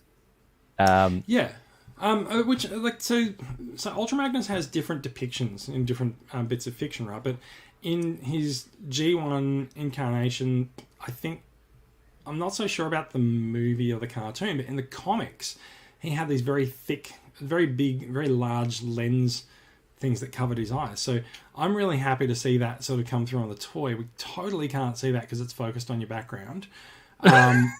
There we go. Like you can sort of see it. Just try moving it a little bit closer now. And, the cartoon or the movie definitely had bigger sunglasses than that. He had some big Ray-Bans. These are slightly transparent, so like you can't quite see them all because you're still looking at the eye underneath them.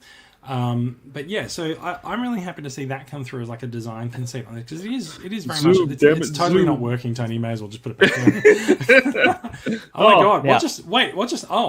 Okay, so we've got the now. Siege Let's one compare left. it to the Siege version. Okay, with no glasses whatsoever. And hang on.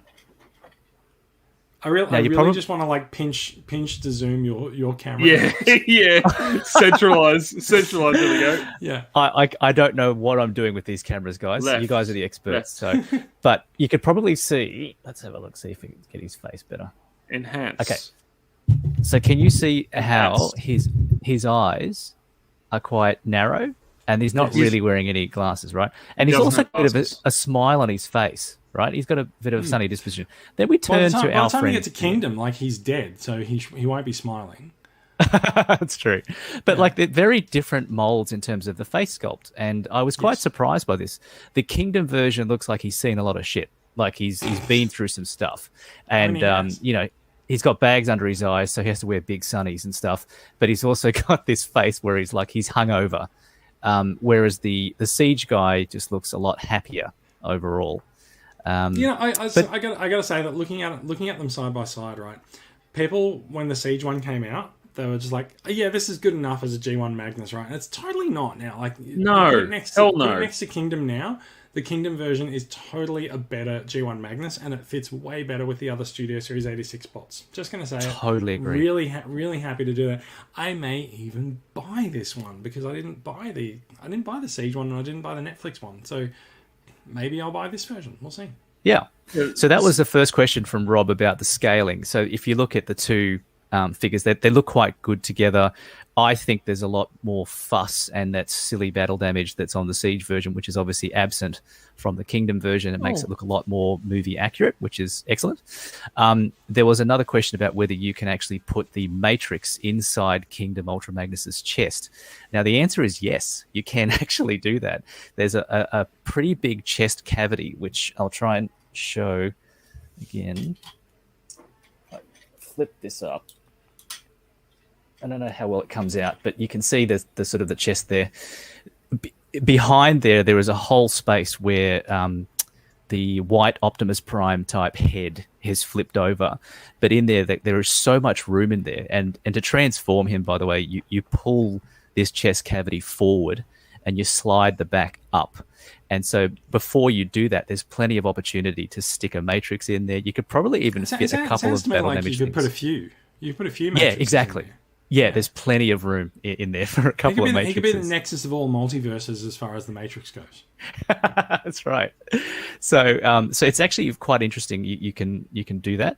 I think there was another question that Rob actually had around whether you can put sort of other deluxe cars on the trailer. So whilst I do this, Jace, can I just have a quick transforming sound effect from you?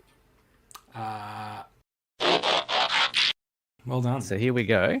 So can I just say I totally understand why you showed a photo of two of them in the store and said there's none left now. Go on. Well, there were two in the store. I actually friend of this is the other one my friend got. But anyway, the point is, if you have a look at the back of this thing, there is no room to stick a deluxe car in there. If you can see, you could stick a deluxe car on there because remember, G1 Magnus had 2 levels. He did. Now the bottom level, he worked on multiple levels. The bottom level is not going to work, but if I just use Hot Rod as a comparison, you can sit him quite well on the top. Oh, look at that! Right? I mean, I don't know why you'd like display them like this anyway, but whatever. It wouldn't work, right? Yeah. But it's interesting. There was a complaint I remember reading when this Ultra Magnus figure was first announced, and see how you've got the little fists in the back here, and people didn't like that. And I got to say, I don't like it either because also when you look at the front, it does seem a little lazy, doesn't it? It does massively, and also when look at the front, he's got these weird sort of things over here, right? These little ears, which I don't understand. Right. because they don't sit flush with the rest of the cab.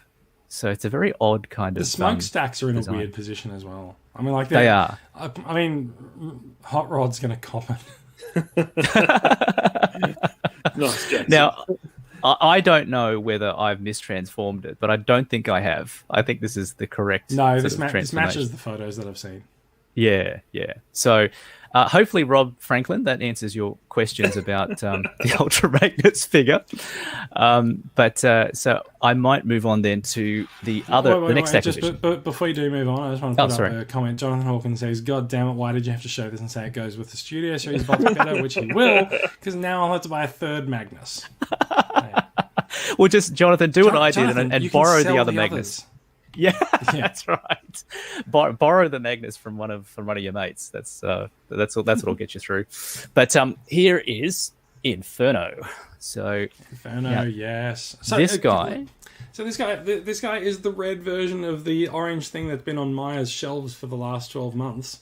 Yes. And I gotta say, he looks so much nicer. So the red suits Inferno better than the orange suits Grapple. And I'm going to say the light I'm looking at the screen right now. The coloring that you can see there does not do the actual figure justice because it's a nice, almost darker red. But I can see on the screen it's coming up light. But it's a beautiful red. Like this is the red that I would want for the Earth mode sideswipe when it eventually comes out because it just looks amazing. So Could be announced at good. Pulse Fan Fest. We'll find out. Hopefully that'll be a blast if they announce that. But this doesn't have the peg issue that we've often talked about, and which a couple of other people in the Facebook page have also noted. So it's actually very well designed. There's a couple of loose pieces like these hose bits, for example, that come loose. Did you just say something bad about Inferno's hose? I don't want to give him a complex, but yeah, he's got some hose issues. So that's Inferno. Don't talk crap about Inferno's hose. They will come to get you. That's right. Him and Red Alert, they're on their way. And as we've already seen earlier today, we've got our little friend here.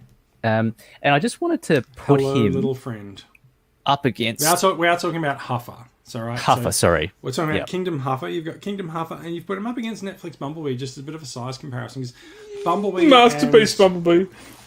Bumblebee and Cliffjumper are often criticised for being very small on the deluxe scale. So it's good to see a bit of a relative scale there. So it looks to me like Huffer looks more like a bit of a standard deluxe. Like, do you know how he compares to say Sideswipe or things like that? I don't have Sideswipe here, but no, I don't. I think he's probably obviously a little shorter than them, but just by how much I couldn't show you. But the reason why I showed this comparison was that I was actually very surprised that Huffer was this much taller than Bumblebee. I kind of thought he was, and we might have to check the old Sunbow scale chart, but I thought Huffer was meant to be the same size as Bumblebee. So when I pulled Huffer out of the box, and then all of a sudden he's taller, it was quite a surprise to me. And I don't know whether they've just been playing with the size because of the fact that he's a deluxe and they wanted to get more cash out. But Bumblebee's also sold as a deluxe, so why couldn't they have scaled him in a similar way? I'm okay with Bumblebee being the size that he is. I am too. It's the Huffer bit that I'm not worried about. Yeah, fair enough. I have brought up the Sunbow scale chart, and I don't know how well this is going to work. I'm gonna bring this screen share back. Yep. I don't know how this works. Do I have to zoom right in on it or something? Yes. We're gonna have to zoom. Can someone tell me where? No, this is terrible. I don't know how this is going to work. Go to the far. Go to the right. You can see Bumblebee on the far right there. Yep. Stop. There he is. So he is. He is taller than Bumblebee. He's about a head taller than Bumblebee. There you go. go. So to be clear, like we're talking about this bit here where my mouse is circling over. He's a head taller. He's also happy. Like his arms are happy for joy. And so if we can, we'll bring Tony's screen. Like that's pretty good. That's pretty good. I'm pretty happy with that. And look, there's Happy Huffer. Happy Huffer. Happy Huffer. So I guess that makes sense then, although that's, again, scale-wise, that still looks a little too tall. I get that the Sunbow chart showed him a little taller, but this is, it feels too tall. But anyway, great little figure, having said all of that. Someone's commenting on the live stream saying a truck is bigger than a VW its size. Nice. It's not magic. And speaking of a truck, so again, can I have that transforming noise again, please, Jason? Welcome to the Starlight Ballroom. Hey. Here we go. Sorry, it went on a little bit. It went on a little bit long. We need a Transformers soundboard. We do. Hit the MP3. But this is him, obviously, from Heavy Metal War, that last episode of season 1, where he carried Prime's trailer around because Prime got his ass whooped by an overpowered Megatron. But you can see that this actually does scale quite well with the trailer, right? With yes. Prime's So trailer. I think we've known for some time that Alpha would go well with Prime's trailer from Earthrise, and I'm very happy to see it. I'm never going to display it this way. No. Yeah. It's very interesting. Very interesting. But he's got like, if I pull off the trailer, you can see there's a couple of little ports here on the back here. Jason Reddit says he needs to be that size to tow Optimus Prime's trailer as he does. I think it'd be hard to do this if he was Bumblebee's size. Very true. Very true. Yeah, it's a good point. Yeah, good point. But yeah, so the only interesting thing I thought to mention here, guys, was that the weaponry that comes with Huffer, and for some reason I've lost it, but it comes with like a little panel that sits across the back here. Both sets of it. The other one is my mate, so I hope I haven't lost it because I'm going to get in trouble. But the other one is a gun, right? And then the gun is meant to split in half, and one panel of the gun goes on this side, just like the Revenge. But yeah, go on. Yeah, that's right. And the other side goes on this bit here. So it's it's a very odd choice of weapon, I've got to say, to have his gun split in half. But there you go. Yeah, there we go. There we go. Indeed. There we go. So that is it for acquisitions. Yes, it is. And I think big that's week. Pretty much it. Pretty much that's it for the podcast. Thank you for listening, everyone. If you are, if there's anything else that we should talk about before we bring the show to a close, now is the time to bring it up, guys. Anything that's been going on we should talk about?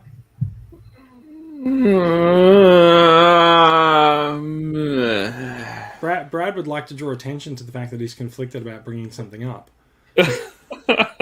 When in doubt, go ahead, Brad. That's what I think we should do. I just wonder how we perceive figures as what we've seen, what we're referencing to, those Magnusi that you brought up before with your photos. If it's going for that Netflix show Magnus or the G1 Magnus, the Siege Magnus looks shithouse compared to that. That could be a G1 figure, or that could be the Netflix show. Funnily enough, in the movies, whenever a Transformer has a cape, we at least get a cape on a Transformer. Why does Magnus not have its cape? It'll come through in the Studio Series version. Yeah. You've got the figures. I'm not going to talk down about them. It's okay. It's okay. I don't mind. That's fine. No, is it purely lack of cape? No, I'm just still hung up on the baseball shit. That's all right. Fair enough. I just wonder. Do you want Ultra Magnus to have a cape like that Seinfeld episode where George's dad's lawyer has a cape? Is that what you're after? Thankfully, we can't rant or go into that because I've got no idea what you're talking about. Oh, I'm sorry. Classic Seinfeld episode. Anyway. Yeah, probably. Just complaining about figures that are coming out now. What are you comparing them to? Are you trying to compare them to G1 Masterpiece stuff, comparing to G1 Siege, Fry's, Kingdom? They're doing their own thing now. It helps when there's jaunty cape. Yeah, jaunty capes work. Are you trying to say that? Oh, sorry, Brad, you go. No, you're right. Try to put the words in my mouth because I'm failing. What time. it sounds like you're saying is that with all these different figures and different sublines that are coming out, it is becoming increasingly crowded in the market for these toys, and that comparisons between them are becoming increasingly pointless because they exist as their own sublines. Is that what you are trying to say? Well, I we think need Brad media. was trying to actually draw comparisons between them, but you've shot that Oh. down. Oh, right. Sorry, I might have missed it then. I don't know. We need media. We're getting the Earthrise. We're getting all these Netflix stuff where we're getting figures released for it. That's fair enough. These, like Magnus there you got up there now, is from the Earthrise Magnus, which looks fantastic. I hope it's from the Earthrise Magnus. Yeah. So Undescribed Facebook user. comment on screen from anonymous Facebook user who hasn't clicked the link that I gave them. Says it's all turning a bit same. Yeah, and that's why last episode you were talking about the BotBots cartoon and the new Nickelodeon cartoon going back to the children's thing, and maybe we're going to get new characters and that sort of thing, and just some freshness. It's good to see Beast Wars coming into it. What we're getting with Beast Wars is going to reflect on Kingdom. I'll wait to watch it to judge. We've already judged it. I think I get what you mean now, because what you're looking for, it sounds like, is variety. You just want a bit of fresh blood into whatever that comes next. So, like Jace was saying, if Wave 3 of Kingdom is it, then for the rest of the year, you're looking for something that's just new, that's not, representative of something that's come before. Am I reading that right? Yeah, but it's hard to say that because, of course, we're going to keep doing Megatron, Prime, B, all that sort of stuff, and I feel like this is something that comes up a lot. Like Transformers fans don't necessarily know what they want. They keep yelling at Hasbro, going, "Give us something different," and then they go, "Oh my god, Bumblebee! Oh my god, Galvatron! Oh my god, Optimus Prime! This is a great Optimus Prime. This is the greatest Prime ever. Please release him 5 times in the year, and I will buy all of them." It's like people keep complaining that there's no variety, but then when there's variety, they don't buy the figures. Well. Like you see some of the figures that are different and they will sit on shelves because they're not the classic characters. Well, we're saying before that box set of Megatron and Skeletor. It's just it's something different having bloody vertebrate Skeletrex, whatever its friggin' name was. All those skeleton bots. It's something different. Okay, it's got no interest. That's the problem, though. That's kind of the problem, right? Like they've done something different. I'm completely not interested in it. Yeah, and it's. So are you saying that you would like them to do something different, but you would like them to do something different from the something different that they're doing? My final thoughts.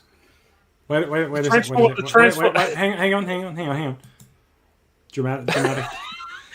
We just went all Brad. just went all Jerry Springer all of a sudden. Jerry's final thoughts. Well, that's what I was aiming for. Who's the security? Are you the security guard, Tony? Steve, Tony. Across the franchise, whether you love it or hate it, the franchise has been aimed at kids. G1, Prime, Beast Wars, animated, kid focused. As soon as it started to try and go for this adult themed, bringing in comic characters, all that sort of stuff, personally, this is just coming from me, it hasn't worked. The BotBots new cartoon that's coming, the Nickelodeon cartoon that's coming, going back towards the kid-focused stuff, bit of comedy, just relax. It's Transformers. Who cares if Megatron is a water tank? It doesn't matter. Just have some fun with it. Let's see something different and be good to each other and yourself.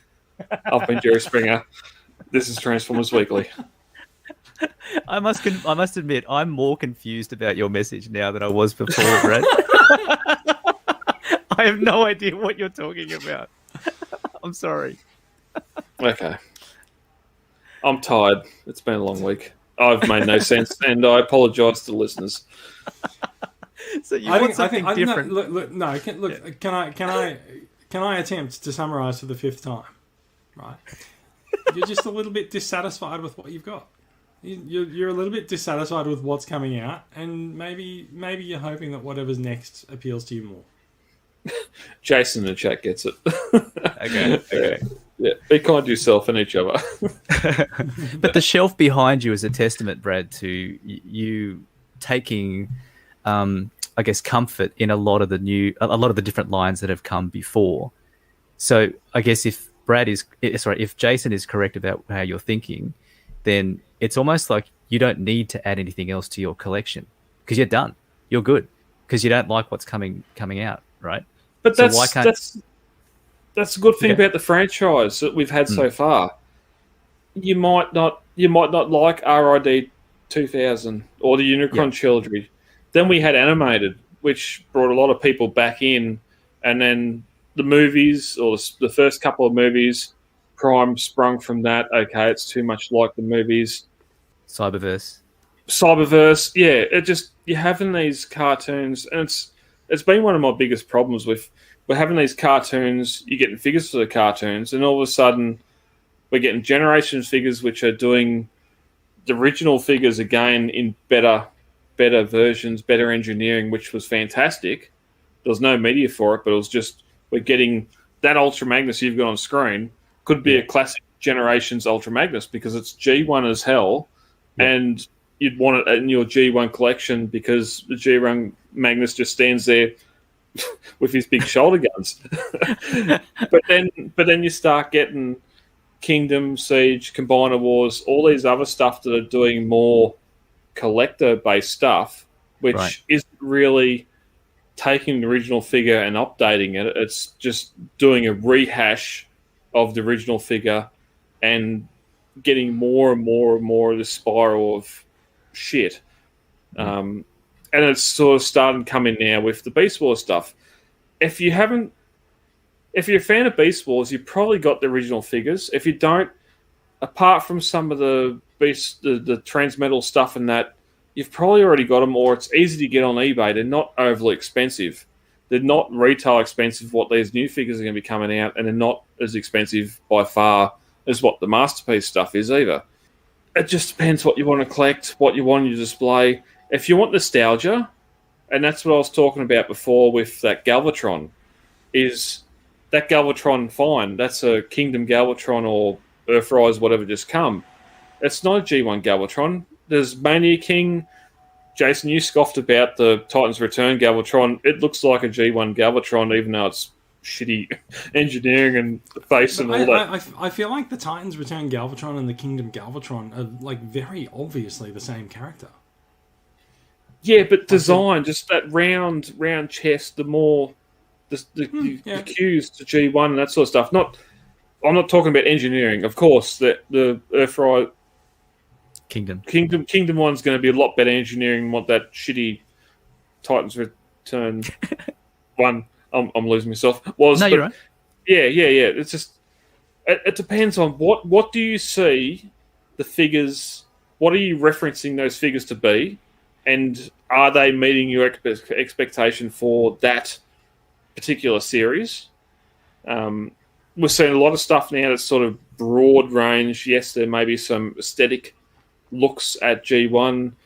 You're liking it, or it's just the I gotta stop reading the comments. Yeah, just going off what's coming out now of Kingdom and that sort of stuff too. And I think I should stop there. No, you make sense. I mean, I think you sound tired of it, as in the replication of the old things. And if you actually think about it, there's only so many permutations and combinations of the same figures over and over again before you start to see fatigue.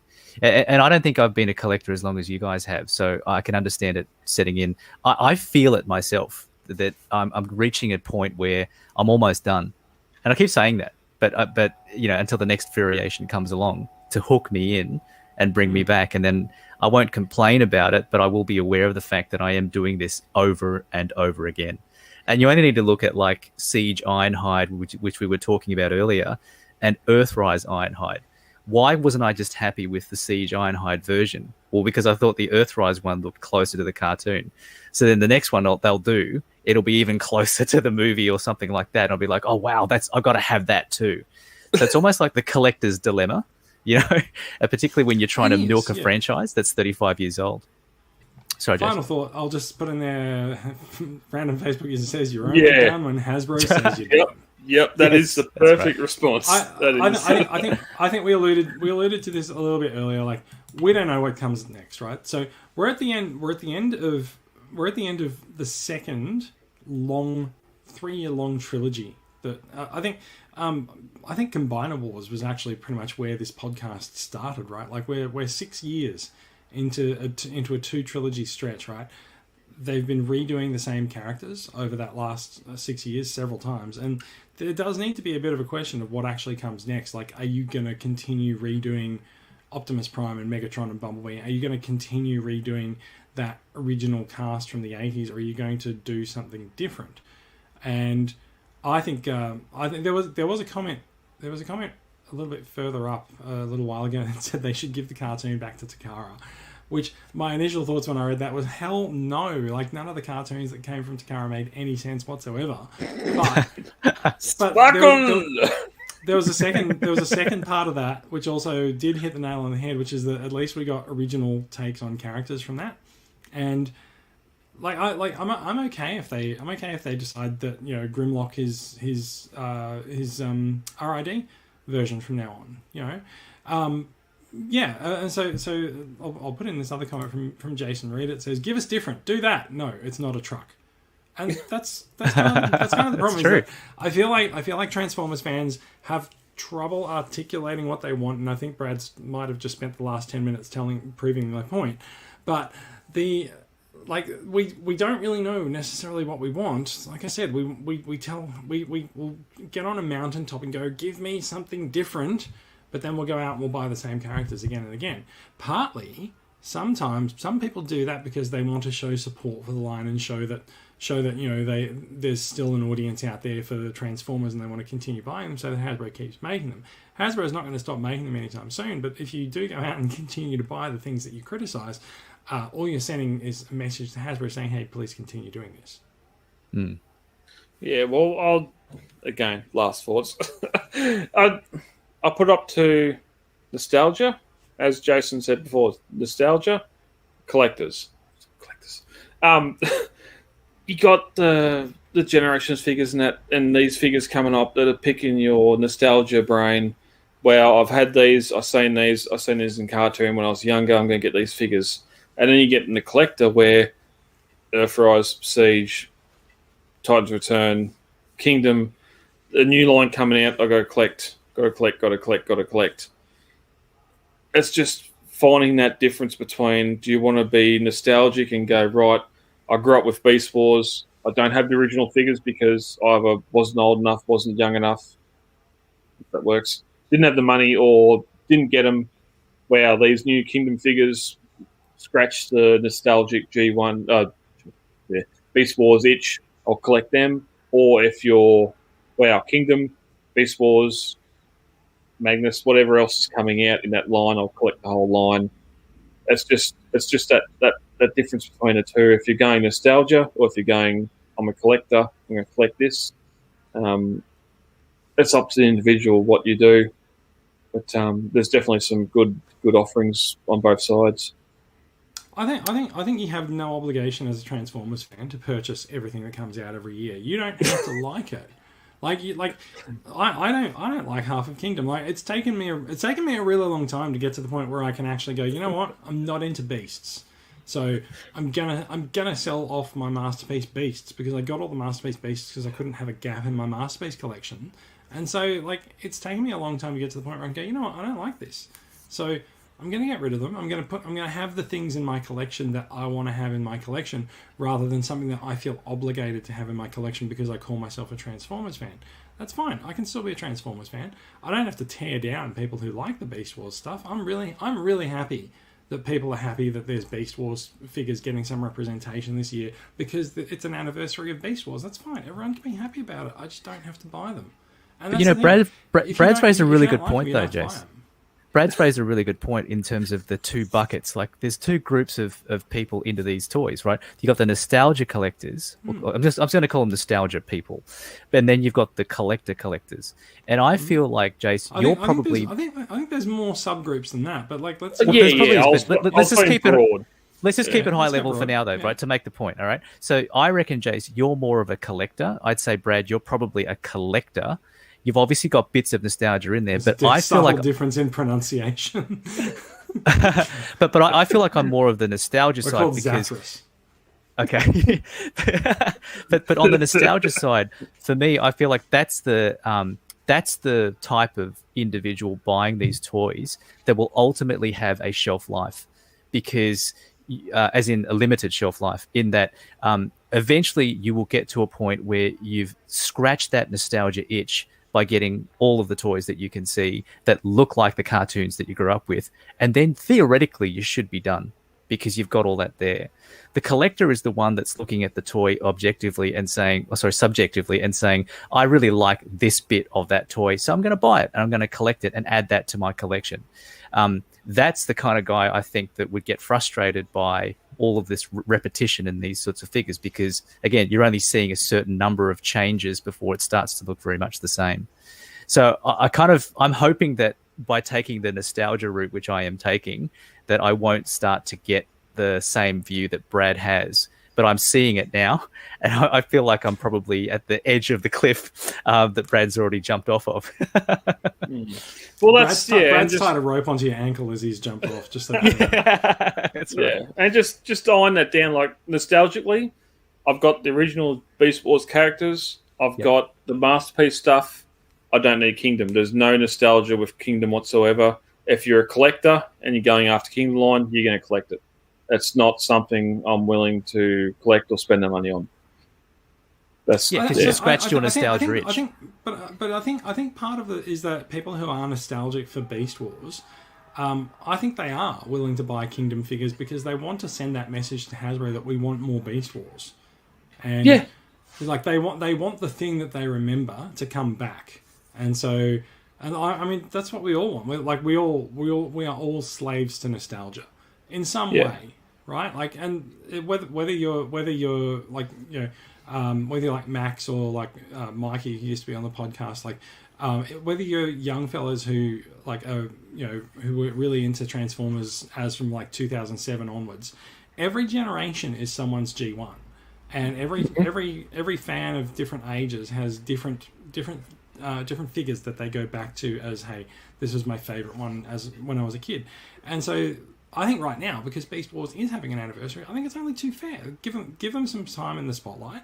I think it's fine for Beast Wars to get a bit of love. I don't think that Hasbro is going to continue to give Beast Wars some love after this year. I think it's this year, and I think it's done, because I think they've brought Beast Wars stuff back for its anniversary, and they've trotted it out. They're going to tug on people's heartstrings, but then I think they're probably done with it. I think they might pack it back away and maybe bring something back in another 5 years for another anniversary.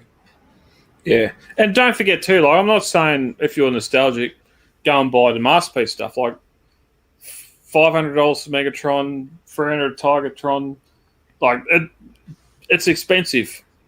These new Kingdom figures are a lot less cheaper and do much the same as what those expensive Masterpieces do.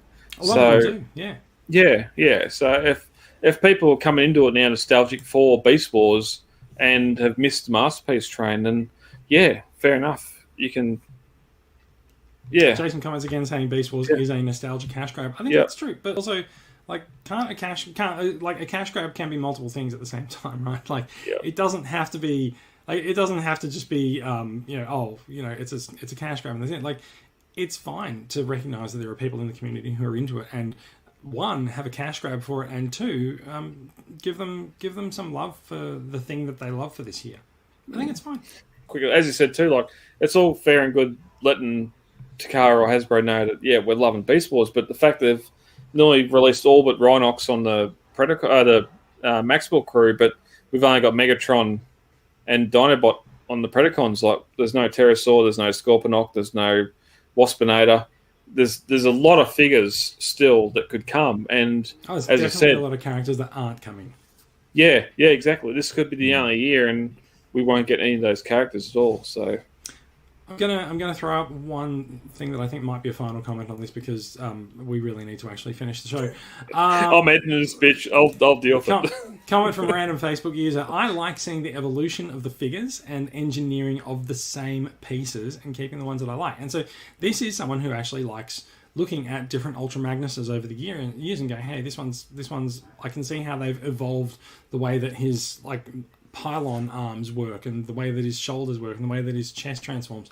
Modern engineering allows us to get updated takes on these characters that we love from being a kid. And I've just locked my computer, so I don't know if it's actually still working. We can hear you at least. Oh, good. That's good. No, we can still hear you. Okay, good. Just for adults only all of a sudden. Yeah, everything got dark because most of the light on me is actually from the white of my screen, and it locked and went to a dark screen. I think it's interesting, and I've often shared this perspective myself, which is that I think it's interesting to pick up an Optimus Prime figure today and look at where ball joints took us when they were introduced in Beast Wars. Look where ball joints are. Look where the ratchets are. Look at where they've decided to place the hinges on the legs. How they've decided to build the knees. How they've put swivels in things. All of this stuff that didn't exist in the figures when a lot of us picked them up in the 80s. I just think it's interesting to see how this stuff evolves over time. Like it's almost an etymological evolution that I'm interested in looking at. Yeah, but that's another collector perspective you're describing, right? It's another collector thing. Yeah, so the evolution of the figures, where let's go back 2012, whatever it was, with Prime Ultra Magnus, which was very Prime Ultra Magnus. It was not G1, apart from the big shoulders. Going forward, we didn't get another one until a couple of repaints of Prime, and then what was that? There was the RDW version. The Combiner Wars one, which was another repaint of Prime. No, Ultra Magnus was not a repaint of Prime in Combiner Wars. What was the one that... It was the same one they'd done the black skateboarding version of. Whatever that... That was the Power Master Prime. Okay, that one. I think he was in Titan's Return. I don't know. Maybe he's but they done him. Yeah. They done the Siege one, which again, and now the same. What Tony's got on the screen is the most G1 accurate Magnus we've had in decades, dare I say, apart from the Masterpiece, of course. And if you're collecting the figures, yes, you're going to get the Magnus. Wow, next year they make a more G1 accurate Magnus. Oh, wow, now Kingdom's got a more G1 accurate Magnus, I'll get that. And it's just... that's what they're doing. I don't think anything's wrong with that. No. But that's just... I feel like it certainly disillusions some people, but I don't personally feel slighted by it. Like of all things, it's evolution. Like this is how this stuff goes. This is what I expect to happen. I expect there to be better versions of these characters over time. I think when people are saying, "Hey, give us something different," I think people will celebrate when they go and redo the Unicron trilogy, and they bring back all of those characters and all their redos and reuses of G1 characters. But it's not something different. But it's not something different. It's something that was already done. They're just going to redo something different. Yeah. Yeah, that's like before I said, like the Prime and then the Earthrise one being better. Like they're making better figures as we go along. The figures are getting better, more articulation, better. Okay, maybe not better paint, but the figures are getting more engineering better as we go along, and there's going to be better figures as we go along. Music and more of it. And that is half the battle. Are you guys aware of other collectors throughout your travels that have just decided to just stop and hold on to what they've got and just ignore everything new coming through? So I know there's I mean, look, if we're going to go talking about different types of collectors, right? There are people who are definitely saying Kingdom's it for me. Like I've got characters that I want, I've got modern versions of these, and I'm going to stop collecting Transformers after this. That's fine. I give it a year. Just wait. There'll be something that'll draw you back in. Just when you think you're out, Hasbro will pull you back in, right? Yep. but that's fine. And like, again, nothing's wrong with any of this. And like we're trying to talk Brad out of a funk, but I think Brad's allowed to be in a funk. No, I'm not funked. I'm just he's making a point. Yeah, it's something I don't want to collect because I have no nostalgia for it. I'm not in the collector's market. Yeah. I'm not saying no one should buy it all. Jace, no one's saying that this is wrong or that anything that we've talked about is in any way bad. I guess what I'm trying to say is like I want there to be sort of I would like there to be a conclusion because we're actually just hit 2 hours. But like I need to know exactly. Great conversation though. I need to know where this is where you want this to go. Like I mean, so far to be blunt, it's observations on what Hasbro's doing, which are all accurate. But I don't know what the point of making the observations is. Like, are you happy? Are you sad? Are you disillusioned? And like, it's like this is all stuff that we know Hasbro does, and I think it's fine. Like, it's definitely correct. Like, Hasbro likes to tweak the nostalgia bell. Likes to tweak the nostalgia bell. They like to throw things in that reference stuff that's come before. They like to bring in characters from Japanese continuity to play with collectors. And I think all of this stuff is fine. Like, I don't see any problem with it. No one has to buy all of it. Yeah, agreed. And I've said before, I'd love to see Action Masters come back. I don't need my figures to transform. And they've done it. You can buy the red line. Yeah, exactly. So, speak with your money. I think it's buy what you want. Send a message. that is basically ultimately where everything goes, right? If you like it, you'll buy it, and if you don't like it, then you shouldn't buy it. But some people will buy it anyway. No, but there's the other bit which we haven't talked about, right? Which is the addiction side of this, right?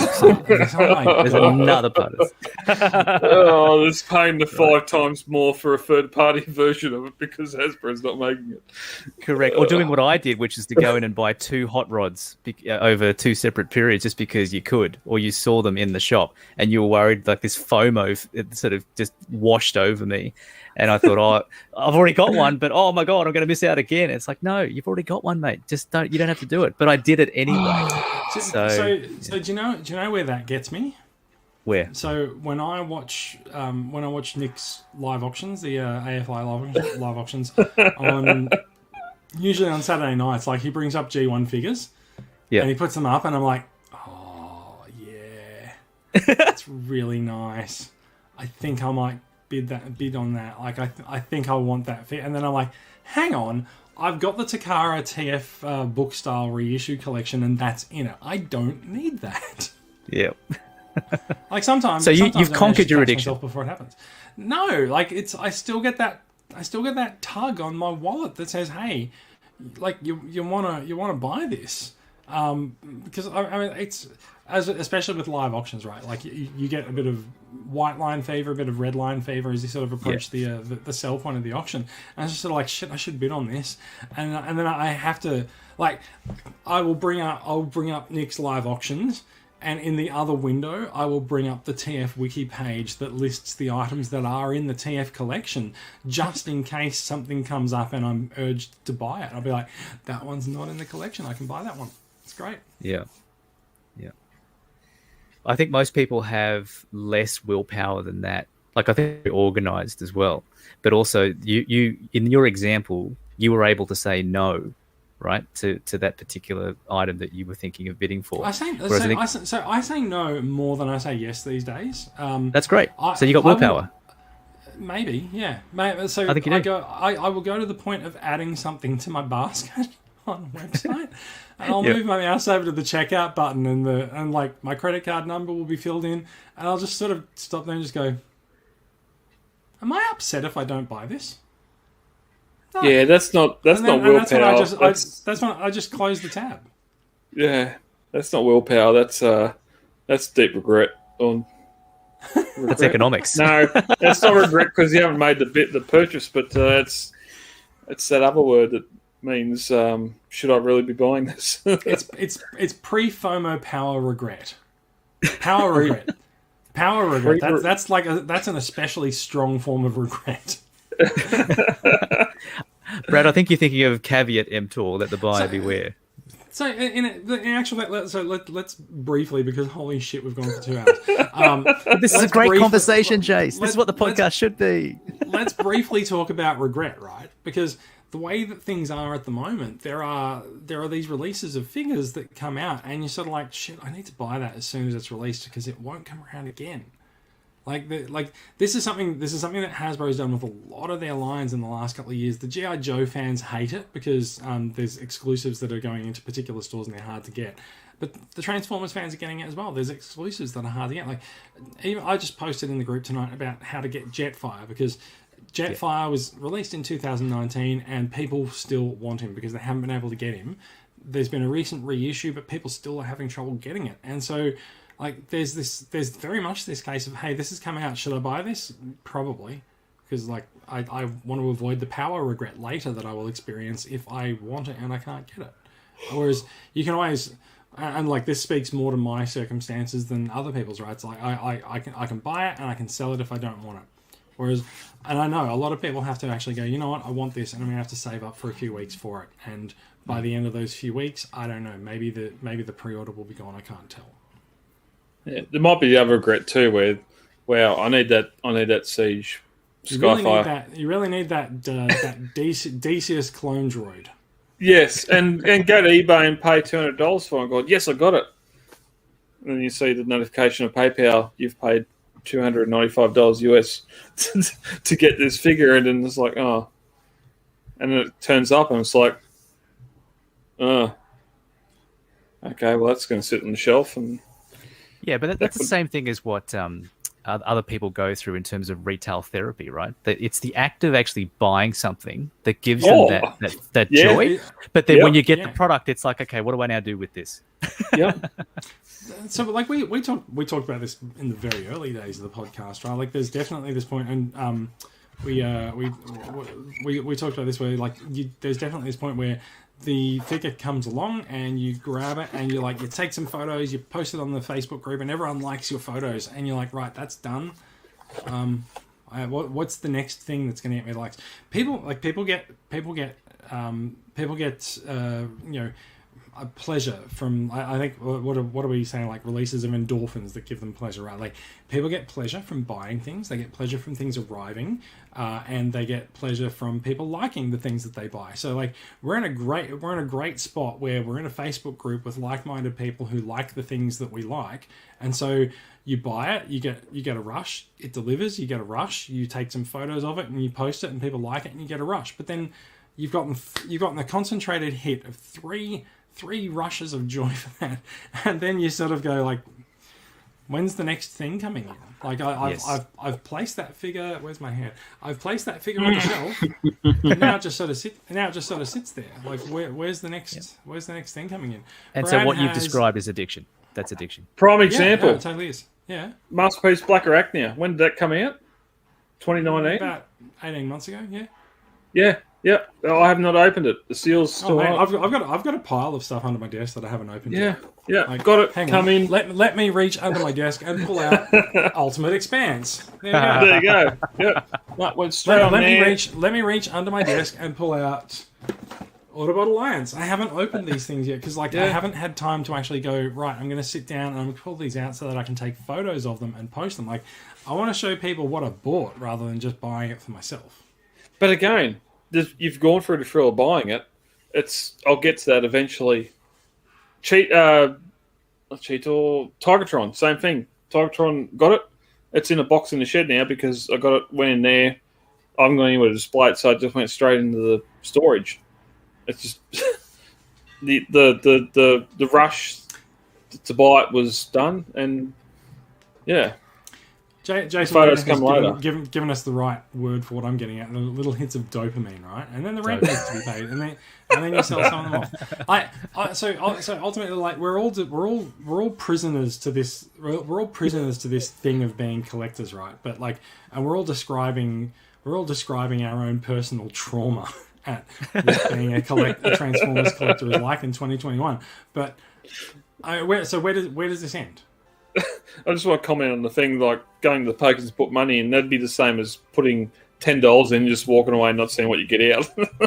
Yes, that's spot on. Spot on. Yeah.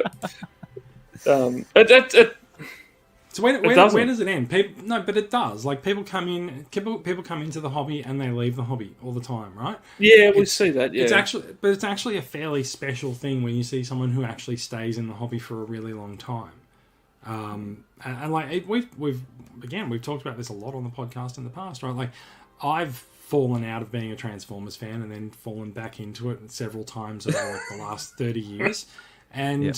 And like I feel like this time I'm kind of here to stay because like look at the wall behind me, but that doesn't mean that this is always going to be the collection and the way that I display my collection.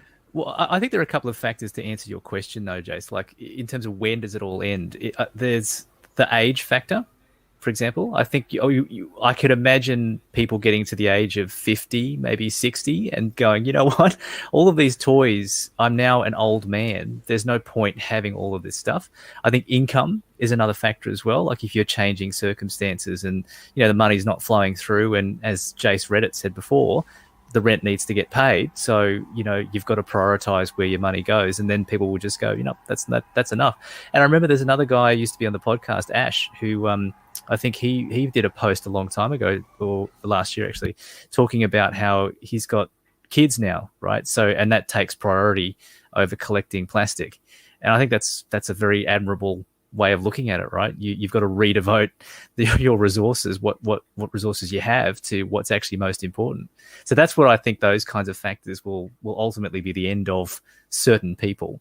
But then there's other guys like yourself, Jace, who seem to be weathering the storm wherever you go, and you as well, Brad. So yeah. Well, there's one thing on that. My son came to me the other day. He's 11. And he said, "There's a near complete G1 Ultra Magnus on Facebook Marketplace. Can I buy it? It's $60."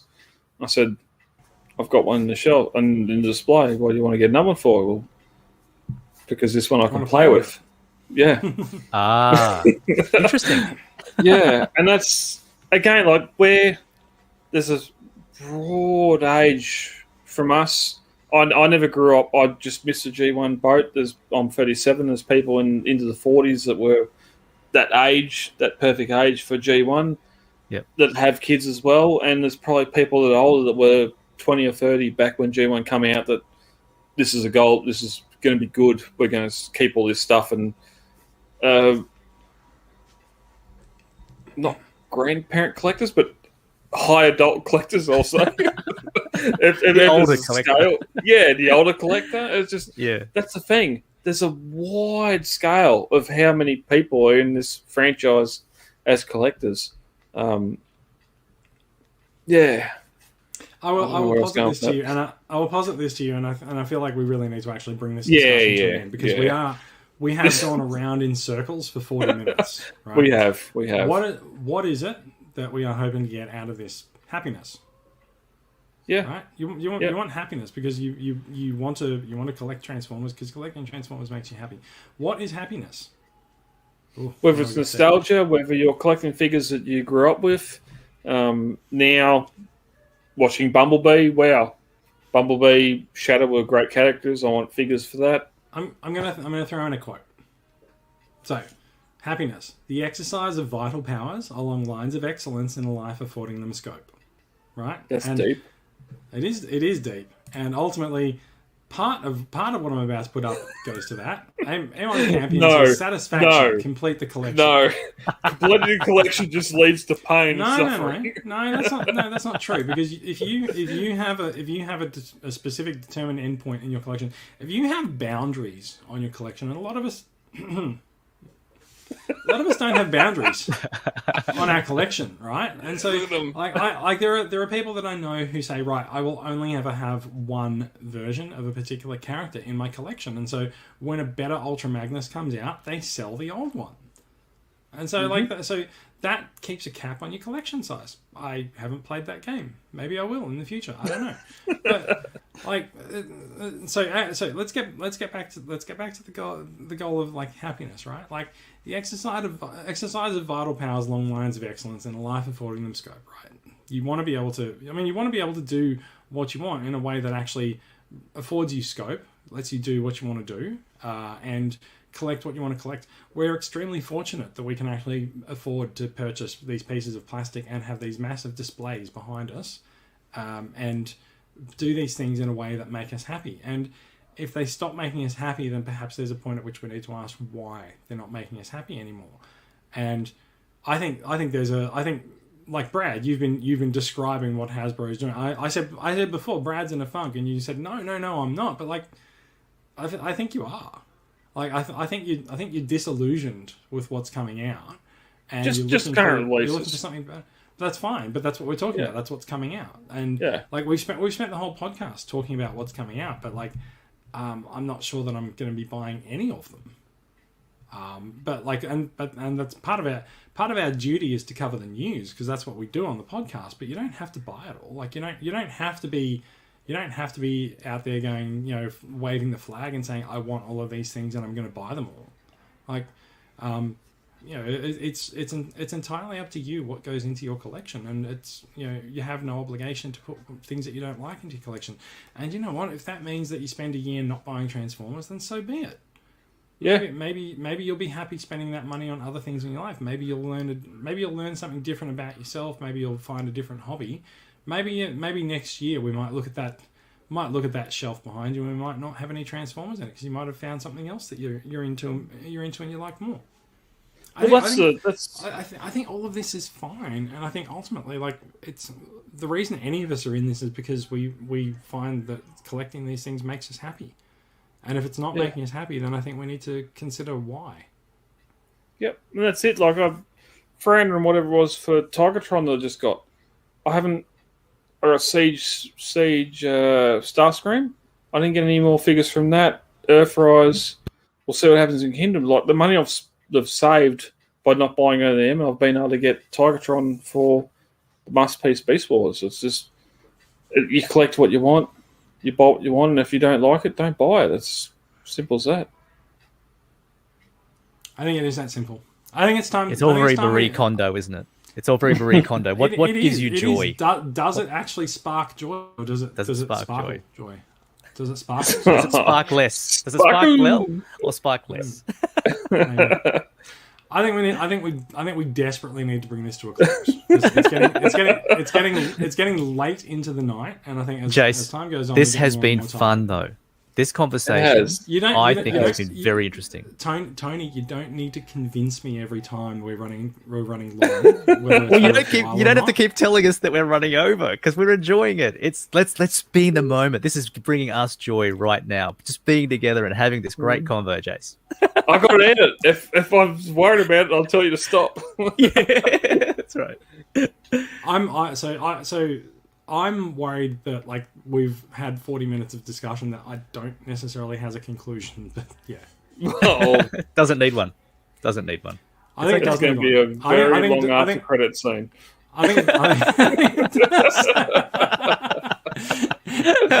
If we rewind 40 minutes, I asked if someone had something that we needed to talk about before we closed the show. Yeah. Then he did, I think the answer was yes. Brad was having an existential crisis, and we needed to talk through it with him. It's the end credits, and there's still 50 minutes left in the podcast. What's going on here? All right, I think that's It's been good. Good discussion. I think it's been great. Some good comments from the commenters as well in the stream. Good interaction. Everyone's gotten very deep, which I think is admirable for a Friday night when, quite frankly, it's 11 o'clock at night when we're recording this, and I expect people to be watching this drunk. So, thank you people for making comments that make sense. I think it's time to end the show. Yeah, let's do it. Dare I ask, does anyone have anything that they would like to talk about before we end the show? Well, next time I'm on, I might have a big Chaos Destroyer to discuss. Wait. No, you sold it. You sold it. No, that didn't work. eBay Games wouldn't transfer it. Hang on. This is going to go for another 40 minutes. This should have been the 40 minutes. 10, I swear. So Rent go customer on. service. Rent customer service. So hang on. We need to actually tell people what's going on, right? So Okay, you said a couple of episodes ago that you were going to sell your Unicron. You advertised in the group for a bargain basement price of $750. And what happened? I had a couple of people interested. Went to EB Games. $750, yeah. Yeah. Oh, yeah. There's a few. Went to EB Games. I could cancel it, which would cancel the pre-order, which meant those interested would have to sit there and click the reload button for probably 16 days and hope that in 1 second of that reload that the order come up so they could purchase it. I could not transfer the order. I could not transfer the order to another person. All I could do was cancel it, and that pre-order would disappear, and that item would turn up as quantity 1 somewhere else on the web, and if you were lucky enough to get it, you're lucky enough to get it. So, so when you're in your sales listing, you said that you were willing to drive it for what was it, for $100? You were willing to drive it within 200 kilometers. Yeah. Richard is up in Queensland, so I'm not going to drive to Queensland. He was the first one in the line, but at this point, I'm going to get it, and I'll take the post office and weigh it and see what it's going to cost. I've seen some quoted shipping at $330. I don't think it's going to be anywhere near that. I think that's just people putting a excise on them getting the figure. So we'll wait and see. As I said to Richard, I might get in hand and think, actually, I might want to keep this. But we'll see what happens. We've only got about a week. I think 21st of March is when it's supposed to be in, so we'll see what happens. The time varies a little bit. Now, so just to be clear, I'm logging into Sendle right now, and I'm going to tell you how much it will cost you to send it around Australia with Sendle, okay? Do you have the dimensions of the box? I do, because it's easily Googleable. It's 26 inches, which I don't know how big that is in centimetres, so I'm going to do that. 26 inches in centimetres is 66 centimetres square. Yeah. 60. Yeah, cool. All right, so I know it's 12 kilos. I'm going to put 13 in, and like this is riveting stuff, right? Like, hang on a second. I'm going to put the screen. I'm going to put the screen share on and hope that there's nothing like personally identifying on there, right? So I'm going to put the screen share on. We're watching me do a live Sendle quote. This is where we're at. It's 11 o'clock on a Friday night. A live Sendle quote. Oh, Sendle won't take Unicron. Sorry, anything more than 100 litres is too big for Sendle. Oh, we have to go back to Australia Post. All right. So Ozpost. Let's just do like. This is definitely riveting. Thanks for listening, everyone. See you next week.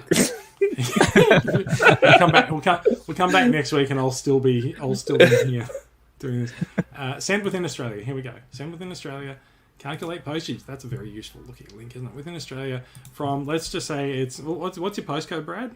3688. Let's say 3,000 to what's Brisbane's postcode? Queensland 5,000. Yeah. 4,000. 4,000. And let's go size and weight. Enter any size and weight. Let's do this again, right?